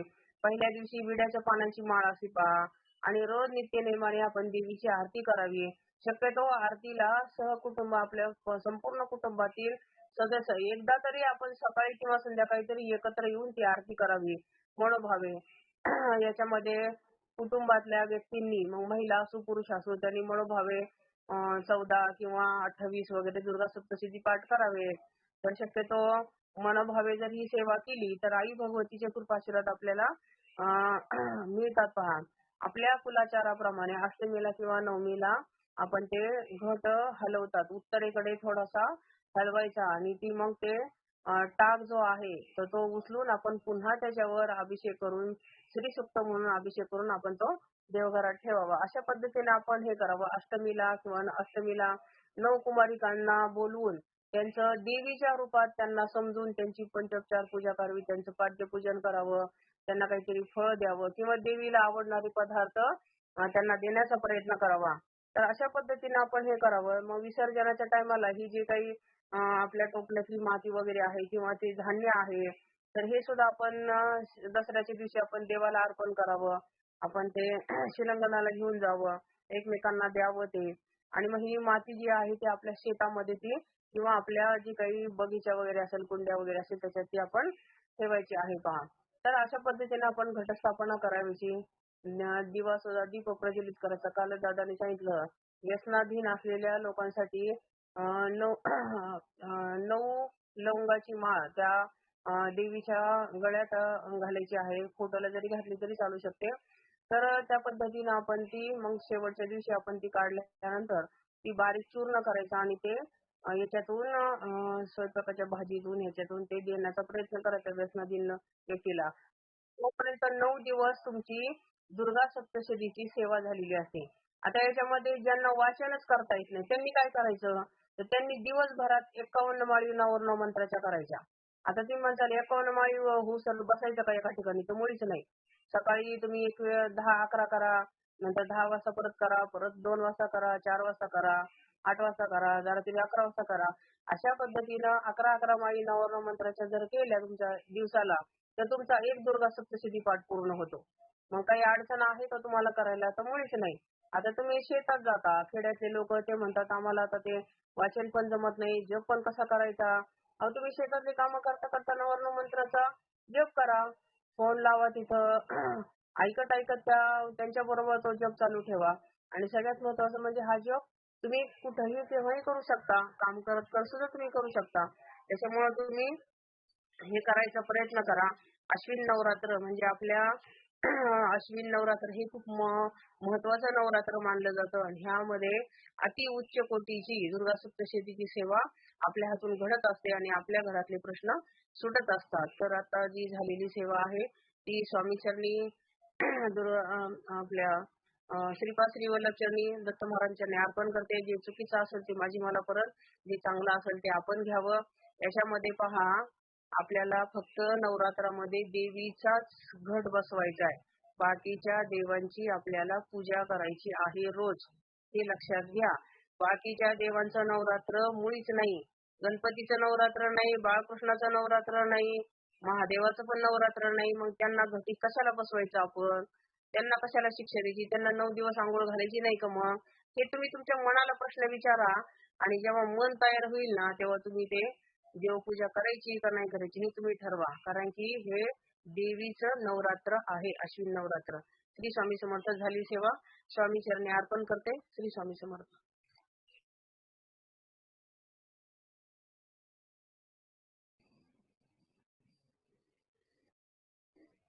श्री स्वामी समर्थ. आवाज येतोय? श्री स्वामी समर्थ. हो येतोय दादा, येतोय. श्री स्वामी समर्थ. बघा शिंदेताईंनी किती सुंदर माहिती दिली. देवी म्हणजे नवरात्र म्हणजे काय. आपण जर सर्व नियम तसे केले ना शिंदेताईंनी सांगितलेलं, तर सर्व आपल्या इच्छा मनोकामना सर्व आपली आई जगदंबे पूर्ण करतीलच. आता माझ्या तोडक्या मोडक्या शब्दात थोडस 1-2 शब्द सांगतो. गुरुर ब्रह्मा गुरुर विष्णू गुरुर्देव महेश्वरा गुरुर साक्षात परब्रह्म तस्मै श्री गुरुवे नमः. श्री स्वामी समर्थ महाराज की जय. श्री अवधूत चिंतन श्री गुरुदेव दत्त. श्री गुरुदेव दत्त. श्री गुरुदेव दत्त. अजूनही पहिल्याच पायरीवर आहे मी, म्हणजे मी स्वतःवरून घेतो. अजूनही पहिल्या पायरीवर आहे मी.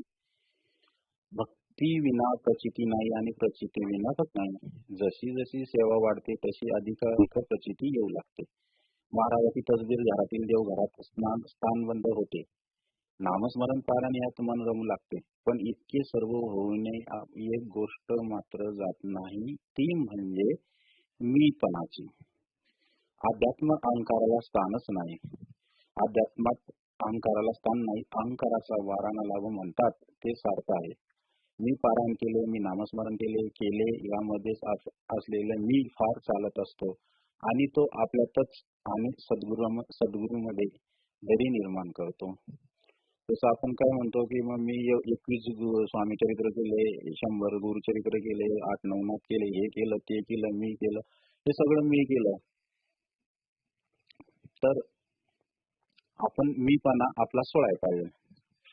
त्यापेक्षा महाराजांनी मला नामस्मरणाची संधी दिली आणि ते कृत्य झालो असे आपण समजायला पाहिजे की आपल्याला महाराजांनी म्हणजे श्री स्वामी समर्थ महाराजांनी आपल्याला नामस्मरणाची आणि पारायणाची संधी आपल्याला दिली, आपण कृत्य झालो.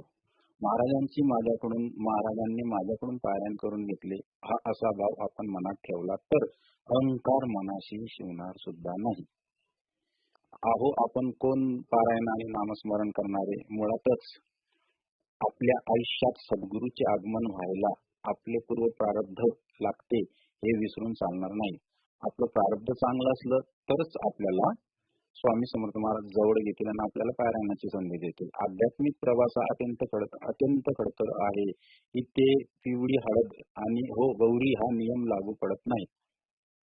इथे लागतो तो संयम गोष्टी आपोआप घडत जातात. आपण आपल्या साधनेतून तसू भरही चुकायचे नाही आणि काही मागायचे नाही. आपल्याला काय द्यायचे आहे हे गुरूंना माहित असते आणि वेळ आली की ते आपल्याला दिल्याशिवाय राहत नाही. अध्यात्मातील मार्ग खूप खडतर आहे, पण महाराज खूप परीक्षा पाहतात. अगदी टफ पेपर म्हणजे आपलं जे 10वीचा पेपर असतो एकदम अगदी टफ पेपर असतो त्याचा आपण एक दिवस नक्की पास होतोच. काहींचा संयम सुटतो आणि मग त्यांनी आपली परीक्षा घ्यायची तर आपणच त्याची परीक्षा घेत असतो. महाराज आपले पोर खेळ पाहत राहतात. आपण उठसूट महाराजांना वेटीस धरतो. कसं बा आपल्याला आपण एवढं पारायण केलं की महाराजांनी माझं हे काम नाही केलं, महाराजांनी माझ्या मुलाला पास नाही केलं, माझ्या मुलाचं लग्न नाही झालं, माझ्या मुलाला संतती नाही झाली, माझ्याजवळ संपत्ती नाही, माझ्याजवळ गाडी नाही, बंगला नाही. आपण उठसूट महाराजांना वेटीस धरतो. 4 दिवस नाही झाले, 2 माळा नाही जप केला तर किती मोठा गर्व होतो आपल्याला. आपल्यासारखा कोणी भक्तच नाही ह्या भावनेने दिमागात वावरू लागतो आपण. महाराजांवर हक्क व गाजवू लागतो, पण महाराज आपल्यावर कधी रागवत नाही. कारण ह्या सर्वातून सुका वाचून आपण एक उत्तम भक्त होणार असतो. त्यांच्या सर्व कसोट्यावर खरे उतरलो की महाराजांचे दर्शनही घडते आपल्याला. महाराजांनी आपल्या भक्तांना अभिवचन दिले आहे, जिथे स्वामी नाम आहे तिथे मी आहे पूर्ण. पण वर्षानुवर्ष आध्यात्मिक प्रवास करूनही एक प्रश्न मी माझ्या स्वतःला विचारला, अध्यात्मातील कुठल्या पायरीवर आहे मी? तर त्याचे उत्तर आहे, अजूनही पहिल्या पायरीवरच आहे मी. सेवा आणि अहंकार. रावणाशी बघा एक कहाणी आहे. रावणाशी युद्धाच्या दरम्यान प्रभू श्री रामचंद्राच्या सैन्यासाठी लागणारे रसद, अन्न सामग्री, तलेपीठ एकदा संपले होते.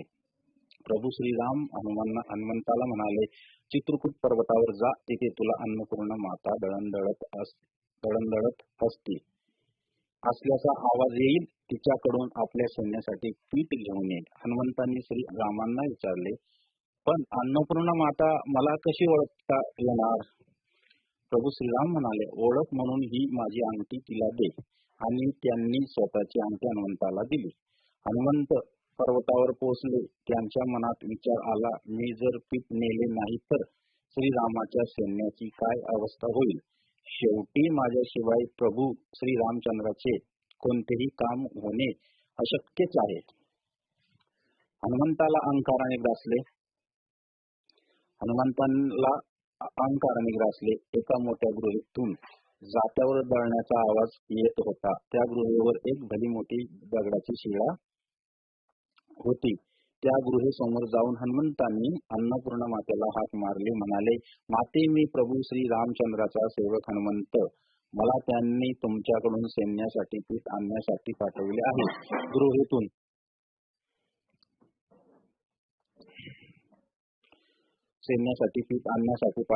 गृहेतून अन्नपूर्णा मातेचा आवाज आला. हे हनुमंता, गुहेवरची शिळा बाजूला करून आत ये.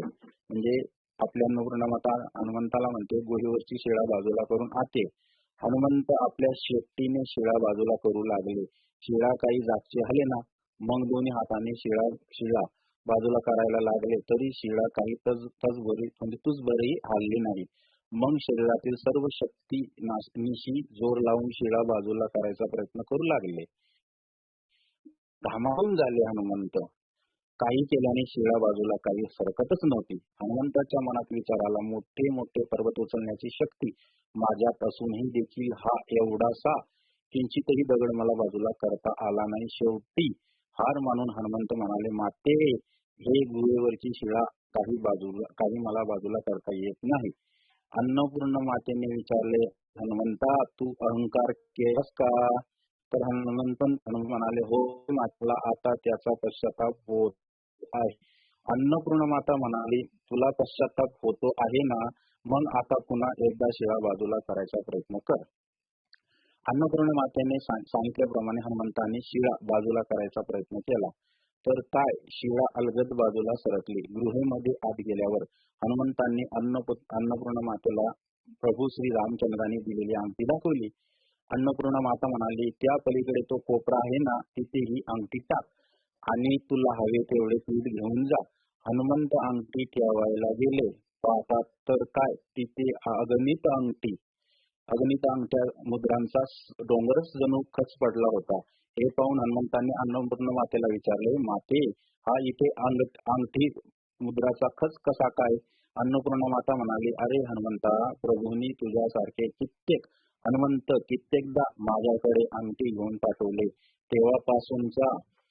तेव्हापासूनच्या आहेत त्या मुद्रा अंगठ्या. हे ऐकल्यावर मात्र हनुमंताचा गर्व पूर्णपणे नाहीसा झाला. सद्गुरूंची सेवा करत असताना कशाचाही अहंकार होणार नाही याची काळजी शिष्याने घ्यायला हवी.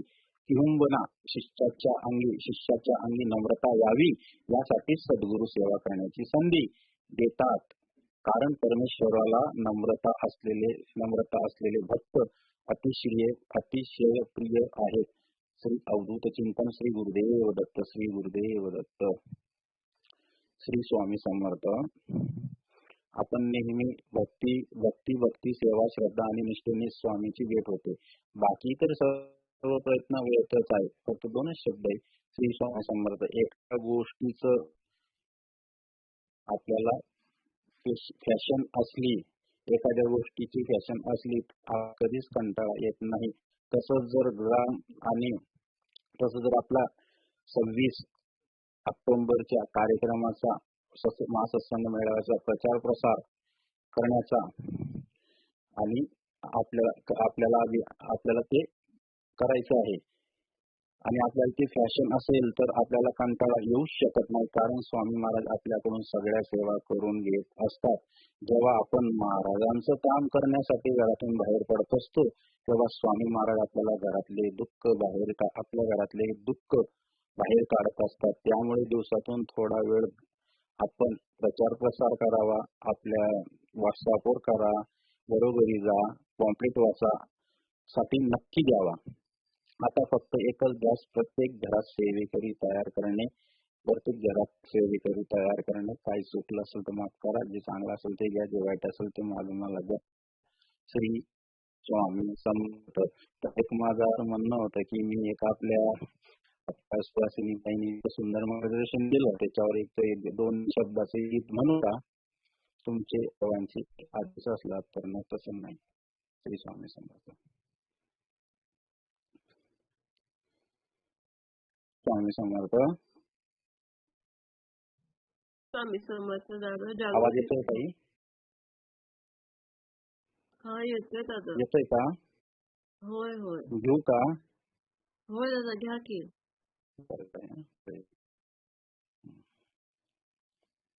आता ताईने म्हटलं आपल्याला चांगलं मार्गदर्शन केलं. एक थोडस गीत आहे, जुनं आहे, तुम्हाला पण आठवलं ते पण म्हणतो. श्री स्वामी समर्थ. श्री गणेशाय नमः.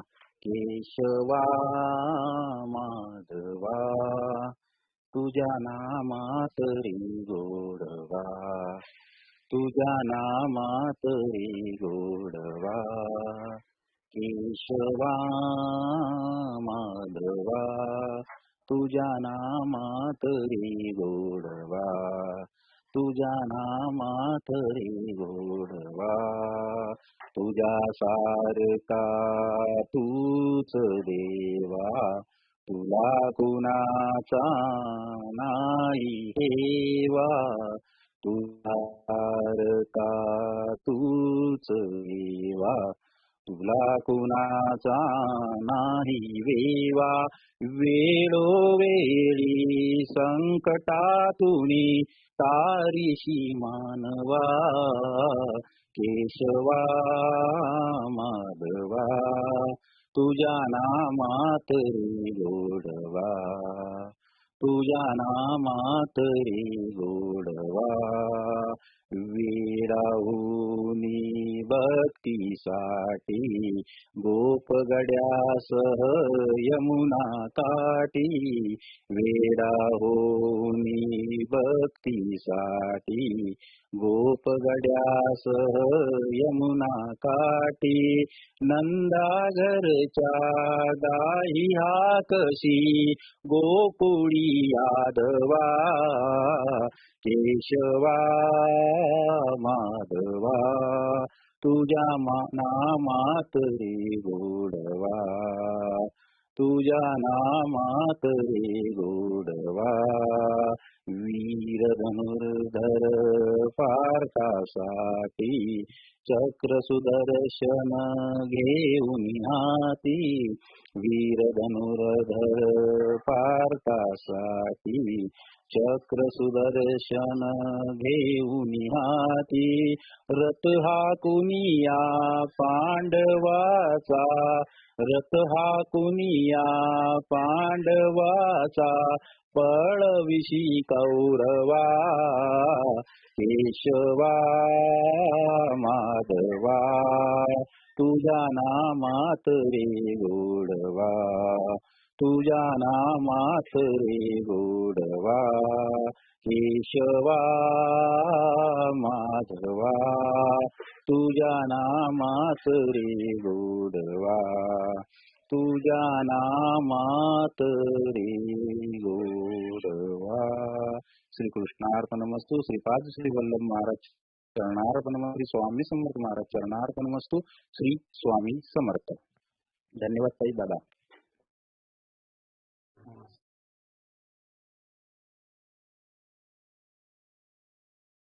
श्री स्वामी समर्थ. अभिरुचिताई बोला ना. अभिरुचिताई बोला ना ताई, बोलत होते ना कोणीतरी, बोलू द्या.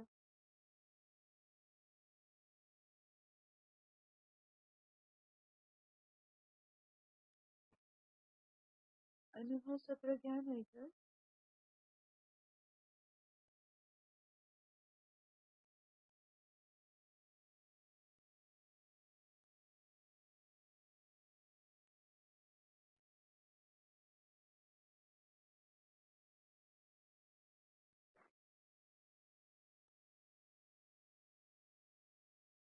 अजून कोणाला मार्गदर्शन करायचं असेल तर मार्गदर्शन करू शकता, नाहीतर अनुभव सत्र घेऊ शकता. श्री स्वामी समर्थ. जर कोणाला श्री अंतर्गत सेवेतून आपला अनुभव किंवा गायत्री जपातून आपल्याला अनुभव आलेले असतील त्या सेवेकडे आपला अनुभव सांगावा. श्री स्वामी समर्थ.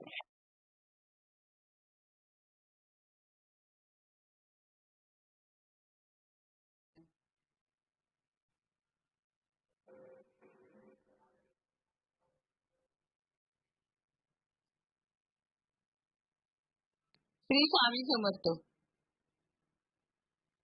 स्वामी समर्थ ताई बोला. हा ताई, मी खेडवरून बोलतेय. हा बोला. मी काय म्हणते, मला असं म्हणजे छोटे मोठे अनुभव खूप येतात, नेहमीचेच येतात. तसे अनुभव नेहमीचे चालू आहेत. येतोय आवाज माझा? हो येतोय ताई, बोला ना. तर मी काय म्हणते, आपल्याला हे दुर्गा सप्तशतीचे पाठ करायचे आहेत ना. हो. हॅलो. हा, मला पुस्तक मिळालं नाहीये, उद्या मिळणार आहे. तर मी परवापासून चालू केलं तर चालेल का? हो, उद्या श्रवण सेवा करा आणि परवाच्या दिवसापासून कंटिन्यू करा. कंटिन्यू करायची ना, सकाळची ना?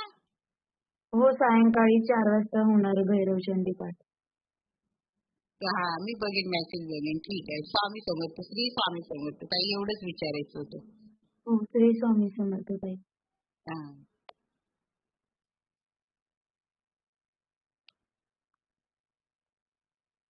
श्री स्वामी समर्थ. ऑनलाईन सेवेच्या माध्यमातून कुणाला अनुभव आले असतील तर त्यांनी आपले अनुभव शेअर करायचे आहेत.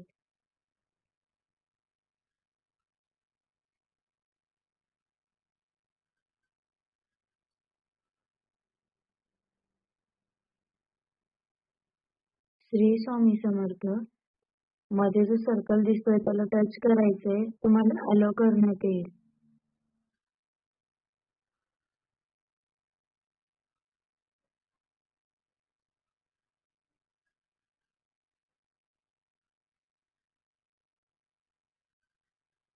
श्री स्वामी समर्थ ताई. भैरवचंडीचा पाठ 4 वाजता ठेवणार आहात ना तुम्ही रोज, तर त्याचा टाइम सकाळी केलं तर चालतंय का ताई? सकाळी ताई 6:30 वाजता श्रीयंत्राची सेवा असणार आहे आणि भैरवचंडी पाठ कालभैरव अष्टक लावून संपुटित होणार आहे. त्याच्यामुळे सायंकाळी भैरवचंडी पाठ घेण्यात येणार आहे. होय हो ताई, आता उद्या रविवार आहे, जमते मला, पण आता रोज ऑफिस असते जमत नाही, म्हणून मला लागले होते. आपण तर श्रीयंत्राची सेवा केली पण आपण करतोच ना, मग आता हे देवीचं पाठ असल्यामुळे सकाळी घ्यावं असं मला वाटते ताई. श्री स्वामी समर्थ ताई. तुम्ही श्रवण सेवा करू शकता. हा ठीक आहे ताई. 4 वाजता ऑफिस मध्ये असते ना ताई, कधी वेळ भेटते कधी वेळ भेटत नाही असं होते. अच्छा. होतील ना, तेच सांगा ना ताई. सकाळी पण होतील, पण परवापासून सकाळी पण होईल पाठ देवीचा. नाही, परवापासून होतील पण ते. सकाळी नाही होणार आहे. सकाळी श्रीयंत्राची सेवा असणार आहे. 4 वाजता भैरवचंडी असणार आहे. 2 वेळेस नाही करणार? नाही. ठीक आहे.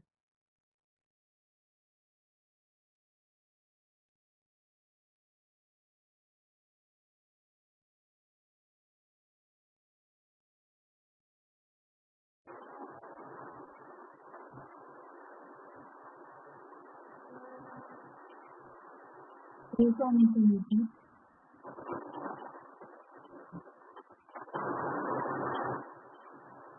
समर्थ ताई. रुपाली जोशी बोलते कल्याणवरून. मला श्रीयंत्राची सेवा करायची आहे, पण मला माहित नाही साहित्य काय काय. उद्या सकाळी मला सोबत घेऊन बसायला लागेल 6:30 वाजता. सेवेसाठी श्रीयंत्र असेल तर श्रीयंत्र शुद्ध जलाने अभिषेक करायचे असते. शुद्ध जल, कमळगटाची असेल तर कमळगटाची माळ.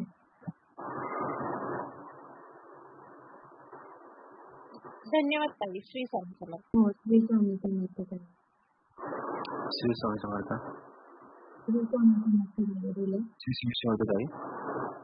बोला.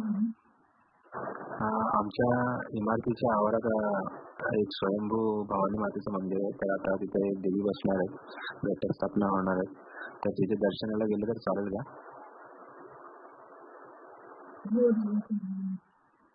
हॅलो, श्री स्वामी समर्थ. काही आवाज नाही येत. हो, चालेल. हो, आणि आमच्या घरात म्हणजे माझ्या वहिनी आहेत ना, त्या गर्भवती म्हणजे ते त्यांनी दर्शन घेतलं तर चालेल का? हो, चालेल ना.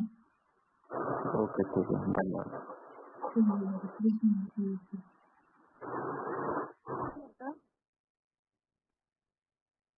श्री स्वामी समर्थ. श्री स्वामी समर्थ ताई. बोला ना. ताई, आमचं बाहेरचं लांबचं पुस्तक आहे. गाव सांगा. आमचं लांबचं, आम्हाला देव बसवायला चालतील का? आवाज नाही येते ताई तुमचा. आमचं लांबचं सुतक आहे, देव बसवायला आम्हाला चालतील का? हो, तिसऱ्या पिढी पलीकडचं सुतक असेल तर सुतक नाही धरायचं, लांबचं सुतक नाही धरायचं. चालेल तुम्हाला उद्या घटस्थापना केली तर. आणि घरातलं विचारायचं का? आमचं सासऱ्यांचं झालेलं आहे ना. आमचे सासऱ्यांचं पण झालंय, म्हणजे वारलेत ते सासरे, खरं 15 दिवस होऊन गेलेत. अच्छा ताई, तुम्ही उद्या मेसेज करा, तुम्हाला सांगण्यात येईल. बर चालेल. चालेल ताई. श्री स्वामी.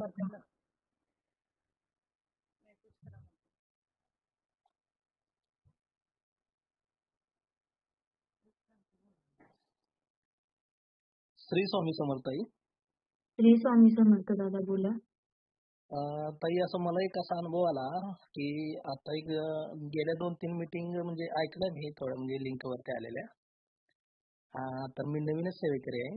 आता दादांची बुधवारी झालेली मीटिंग मी ऐकली आणि ते मार्गदर्शन मीटिंग मध्ये दादांनी सांगितलं की तुम्हाला म्हणजे कोणताही त्रास असेल तर ही सेवा घेऊ शकता आणि हे केल्यानंतर हे होऊ शकतं. म्हणजे बऱ्याच अशा गोष्टी सांगितल्या. त्याच्यातून मला एक असा अनुभव आला की दादांनी सांगितलं की औदुंबराच्या झाडाला 108 दिवस 108 प्रदक्षिणा घातल्यानंतर म्हणजे अशा काही काही गोष्टी ज्या आहेत की त्या तुमच्या पूर्ण होतात.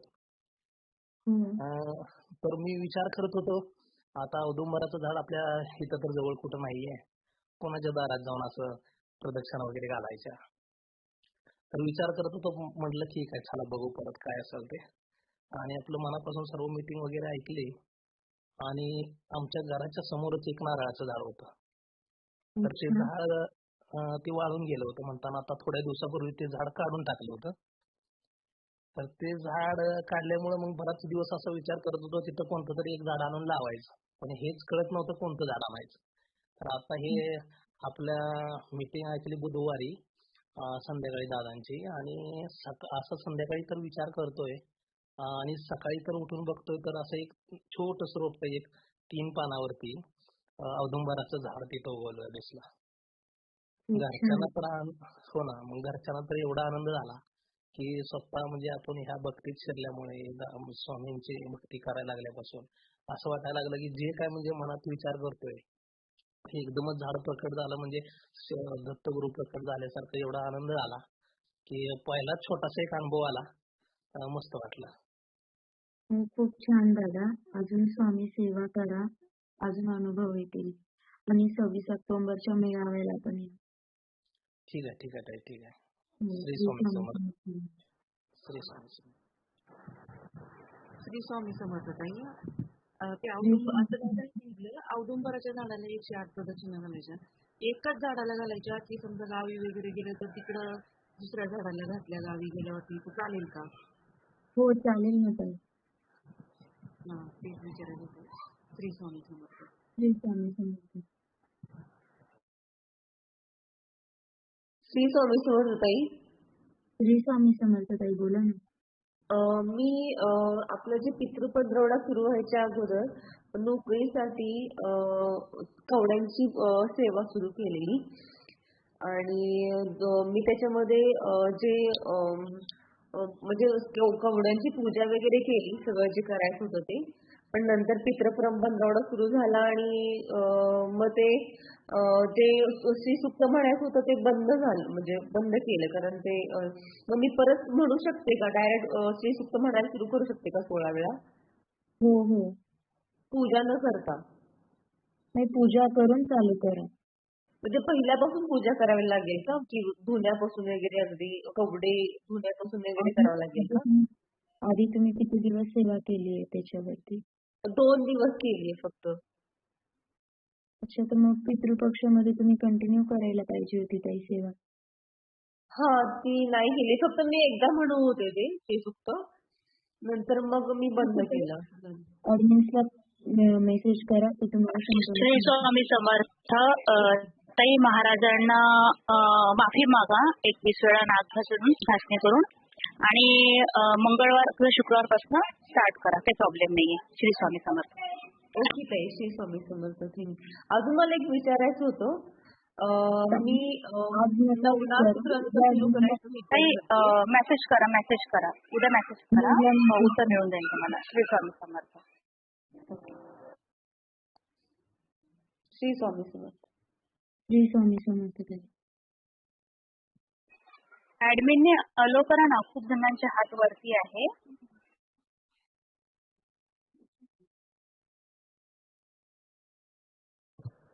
श्री स्वामी समर्थ ताई. श्री स्वामी समर्थ ताई बोला ना. नाव आणि गाव सांगा. राजश्री वानगुडे बार्शीवरून बोलते. हा बोला.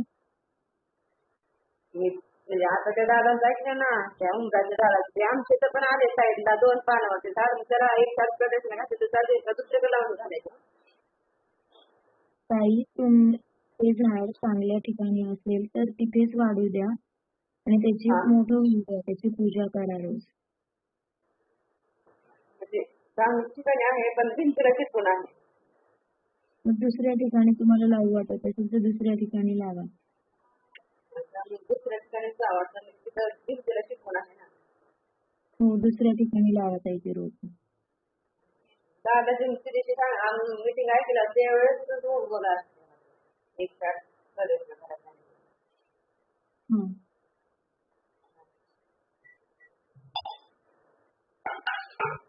श्री स्वामी समर्थ ताई. श्री स्वामी समर्थ ताई, बोला.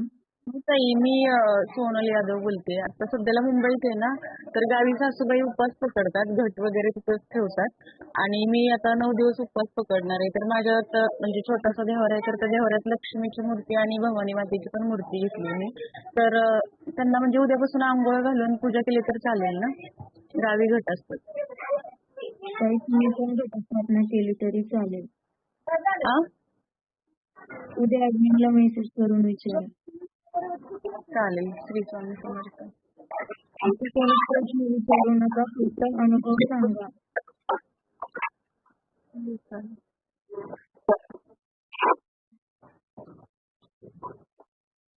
श्री स्वामी समर्थ. अभिरुची ताई.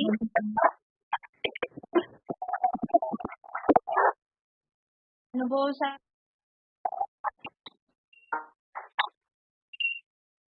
ताई, अनुभव सांगू का? हो ताई, सांगा ना.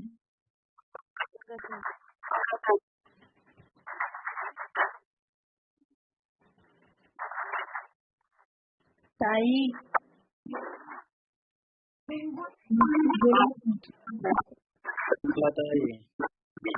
अनुभव सांगा तुमचा.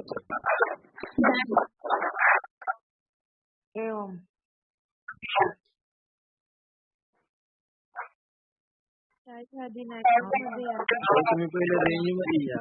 नेटवर्क नाही आहे ना तुमच्या, नेटवर्क मध्ये या आधी, नंतर बोला.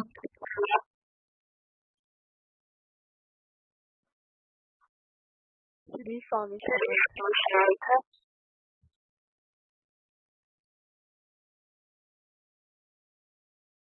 श्री स्वामी समर्थ. नाडी जप कशा करायचा याच्यावर मार्गदर्शन द्या ना अभिरुची ताई.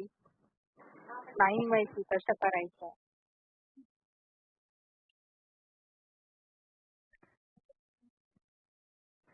अभिरुची ताई. हा ताई बोला. श्री स्वामी समर्थ. नाडी जप कसा करायचा कृपया मार्गदर्शन करा ना. मी तुम्हाला मेसेज केलंय. जर स्त्री असेल तर त्यांनी डाव्या हाताची नाडी, नाडी म्हणजे काय, अपना जे हाथ, अपना जो पाम होता है, पाम से नीचे का जो भाग होता है जिसको अपन कलाई बोलते हैं ना, कलाई के वहां पर आप जब दूसरे हाथ की उंगलियां रखते हैं तो वहाँ आपकी जो सांसें, जो धड़कन चलती है, वो धड़कन आपको महसूस होती है, उसको हम नाड़ी बोलते हैं. वो नाड़ी ही पकड़कर, मतलब अगर स्त्री है तो उसको उल्टे हाथ की नाड़ी पर सीधे हाथ का हाथ रखना होता है और नाड़ी पकड़कर जप करना होता है. श्री स्वामी समर्थ. और अगर पुरुष है तो उसे सीधे हाथ पर उल्टा हाथ रखकर और जप करना होता है. श्री स्वामी समर्थ.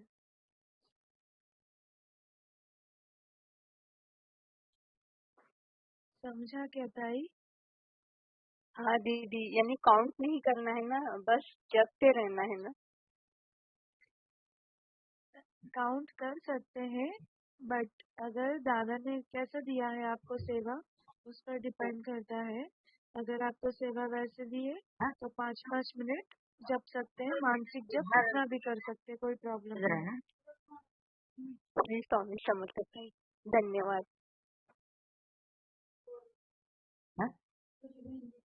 कोणती मंगल होय. कुठं हे बंद करू तिकडे आवाज जातोय का?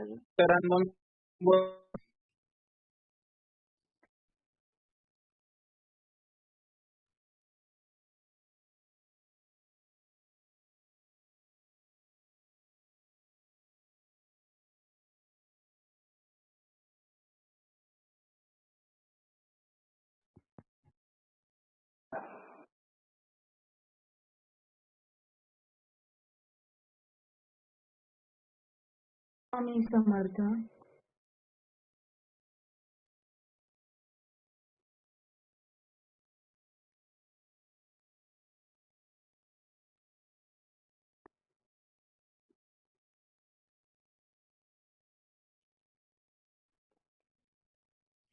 श्री स्वामी समर्थ.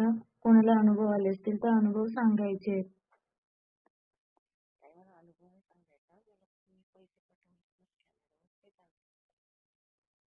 श्री स्वामी समर्थ. मनीषाताई तुमचा आवाज नाही येते.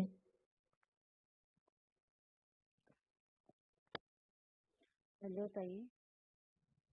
हा श्री स्वामी समर्थ बोला. हॅलो नका बोलू. श्री स्वामी समर्थ. हा श्री स्वामी समर्थ. स्कॅनर पैसे पाठवले मी. हो ताई. जे ऍडमिन तुमच्या कॉन्टॅक्ट मध्ये असतील. ऐका ना. हा बोला. आम्हाला सुतक आहे तर मी पाठायला बसू शकत नाही ना. नाही. ठीक आहे. तुम्ही फक्त श्रवण सेवा करू शकता.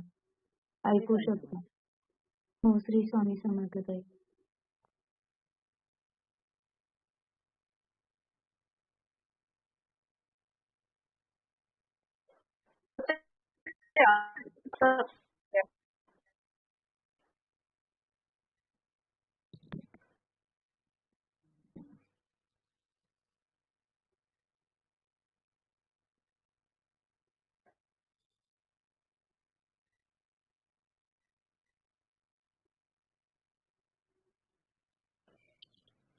श्री स्वामी समर्थ. श्री स्वामी समर्थ. बोला ताई. ताई सर्वांसाठी एक सूचना सांगायची आहे. आता आपण श्री गुरुदेव दत्त आपल्या ट्रस्टचं अकाउंट आलेलं आहे तर त्याच्यावर आपण डायरेक्ट पेमेंट करतात आहे सर्वजण. पण काय त्याचा स्क्रीनशॉट फक्त पाठवतात आहे त्यामुळे त्यांचं नाव कळत नाही. तर सर्वांना विनंती आहे की तुम्ही तुमचं खाली पूर्ण नाव स्क्रीनशॉट पाठवला ना खाली तुमचं पूर्ण नाव टाका आणि गावाचं पण नाव टाका म्हणजे आमच्या लक्षात येईल की कुठून आलंय आणि कोणाचं आहे. तर कृपया तुम्ही तसे करा. माझ्याकडे बरेच स्क्रीनशॉट आलेत पण समजत नाहीये. एखाद्या नाव आहे पण बऱ्याच त्याच्यावर नाव पण नाहीये त्यामुळे कळत नाही कुठून आहे काय. तुम्ही असं स्क्रीनशॉट टाकल्यानंतर म्हणजे त्या ट्रस्टच्या अकाउंटलाच पेमेंट करायचंय पण आम्हाला स्क्रीनशॉट पाठवल्यानंतर खाली आपलं पूर्ण नाव टाकायचं आणि गावाचं नाव पण टाकायचं. श्री स्वामी समर्थ.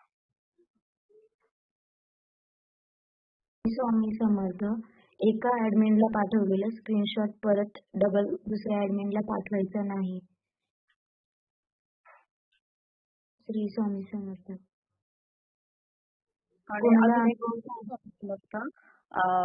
आपल्या 26 तारखेला मेळाव्यासाठी जायचंय तर मंचर मधून ज्यांना कोणाला जायचंय मंचर अवसरी तर त्या लोकांनी आम्हाला संपर्क साधायचा आहे.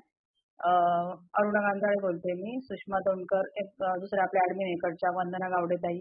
तर या ऍडमिन पैकी आम्हाला संपर्क करा म्हणजे आपण आपल्याला इकडे काहीतरी नियोजन करता येईल जास्त लोक झाले तर. त्यामुळं तुम्ही आम्हाला उद्यापासून नाव पाठवायला सुरुवात करा की आम्हाला अवसरी मंतर या साईडनी पण यायचं किंवा चाकण वगैरे असेल तर तुम्ही तसं पाठवा म्हणजे आपल्याला काहीतरी म्हणजे नियोजन करता येईल सर्वांना. तर या साईडचे कोणी असतील तर त्यांनी उद्या नावे द्या. श्री स्वामी समर्थ.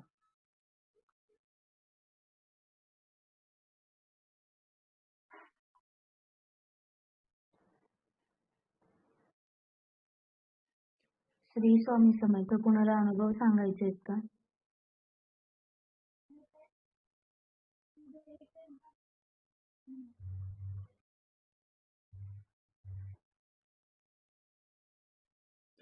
श्री स्वामी समर्थ ताई. कुणाला पिठापूर विषयी काही माहिती हवी असेल तर ते पण सांगायला सांगा. श्री स्वामी समर्थ. श्री स्वामी समर्थ. पिठापूरला येण्याबद्दल कोणाला काही शंका असतील तर त्या ऍडमिनला विचारायचे आहेत. आणि विभागानुसार. समर्थ ताई. हा श्री स्वामी समर्थ ताई बोला. चाकणवर वरून आहे ना 10-15 लेडीज आहेत म्हणजे जेंट्स आणि लेडीज. अरुणाताईंना सांगायचं होतं ते आता बोलत होत्या ना. हा काही मेसेज करून नियोजन करता येईल आपल्या गाडीचं. मला तुम्ही मेसेज करा सकाळी. आता सूचना सांगितली त्याप्रमाणे सकाळी मेसेज करा मग आपण बघूया कसं करता येईल ते. श्री स्वामी समर्थ. काम नाही येऊ दे मला जरा बाहेर चालायला. श्री स्वामी समर्थ ताई. हा बोला ताई. हो तेच ते आता रेंज नव्हती ना आवाज येत नव्हता. हो, अरुणाताईंना 15 लेडीज आणि जेंट्स आहेत. हो, अरुणाताईंना उद्या तुम्ही कॉल मेसेज करा, त्या तुम्हाला सांगतील. हो हो. श्री स्वामी समर्थ. श्री स्वामी समर्थ. श्री स्वामी समर्थ. सर्व विभागातून पिठापूरला येण्यासाठी कुणाच्या काही शंका असतील तर ऍडमिनशी संपर्क साधा. कुणाचं रिझर्वेशन वगैरे होत नसेल त्यासाठी पण संपर्क साधा. कृपया सहकार्य करा सर्वांनी. तुमचं रिझर्वेशन करण्यात येईल. पुणे विभाग, मुंबई विभाग, कोल्हापूर, सोलापूर वगैरे इकडून म्हणजे ऍडमिन जसे जसे तुम्हाला मेसेज केले त्या ऍडमिनशी संपर्क साधा. श्री स्वामी समर्थ.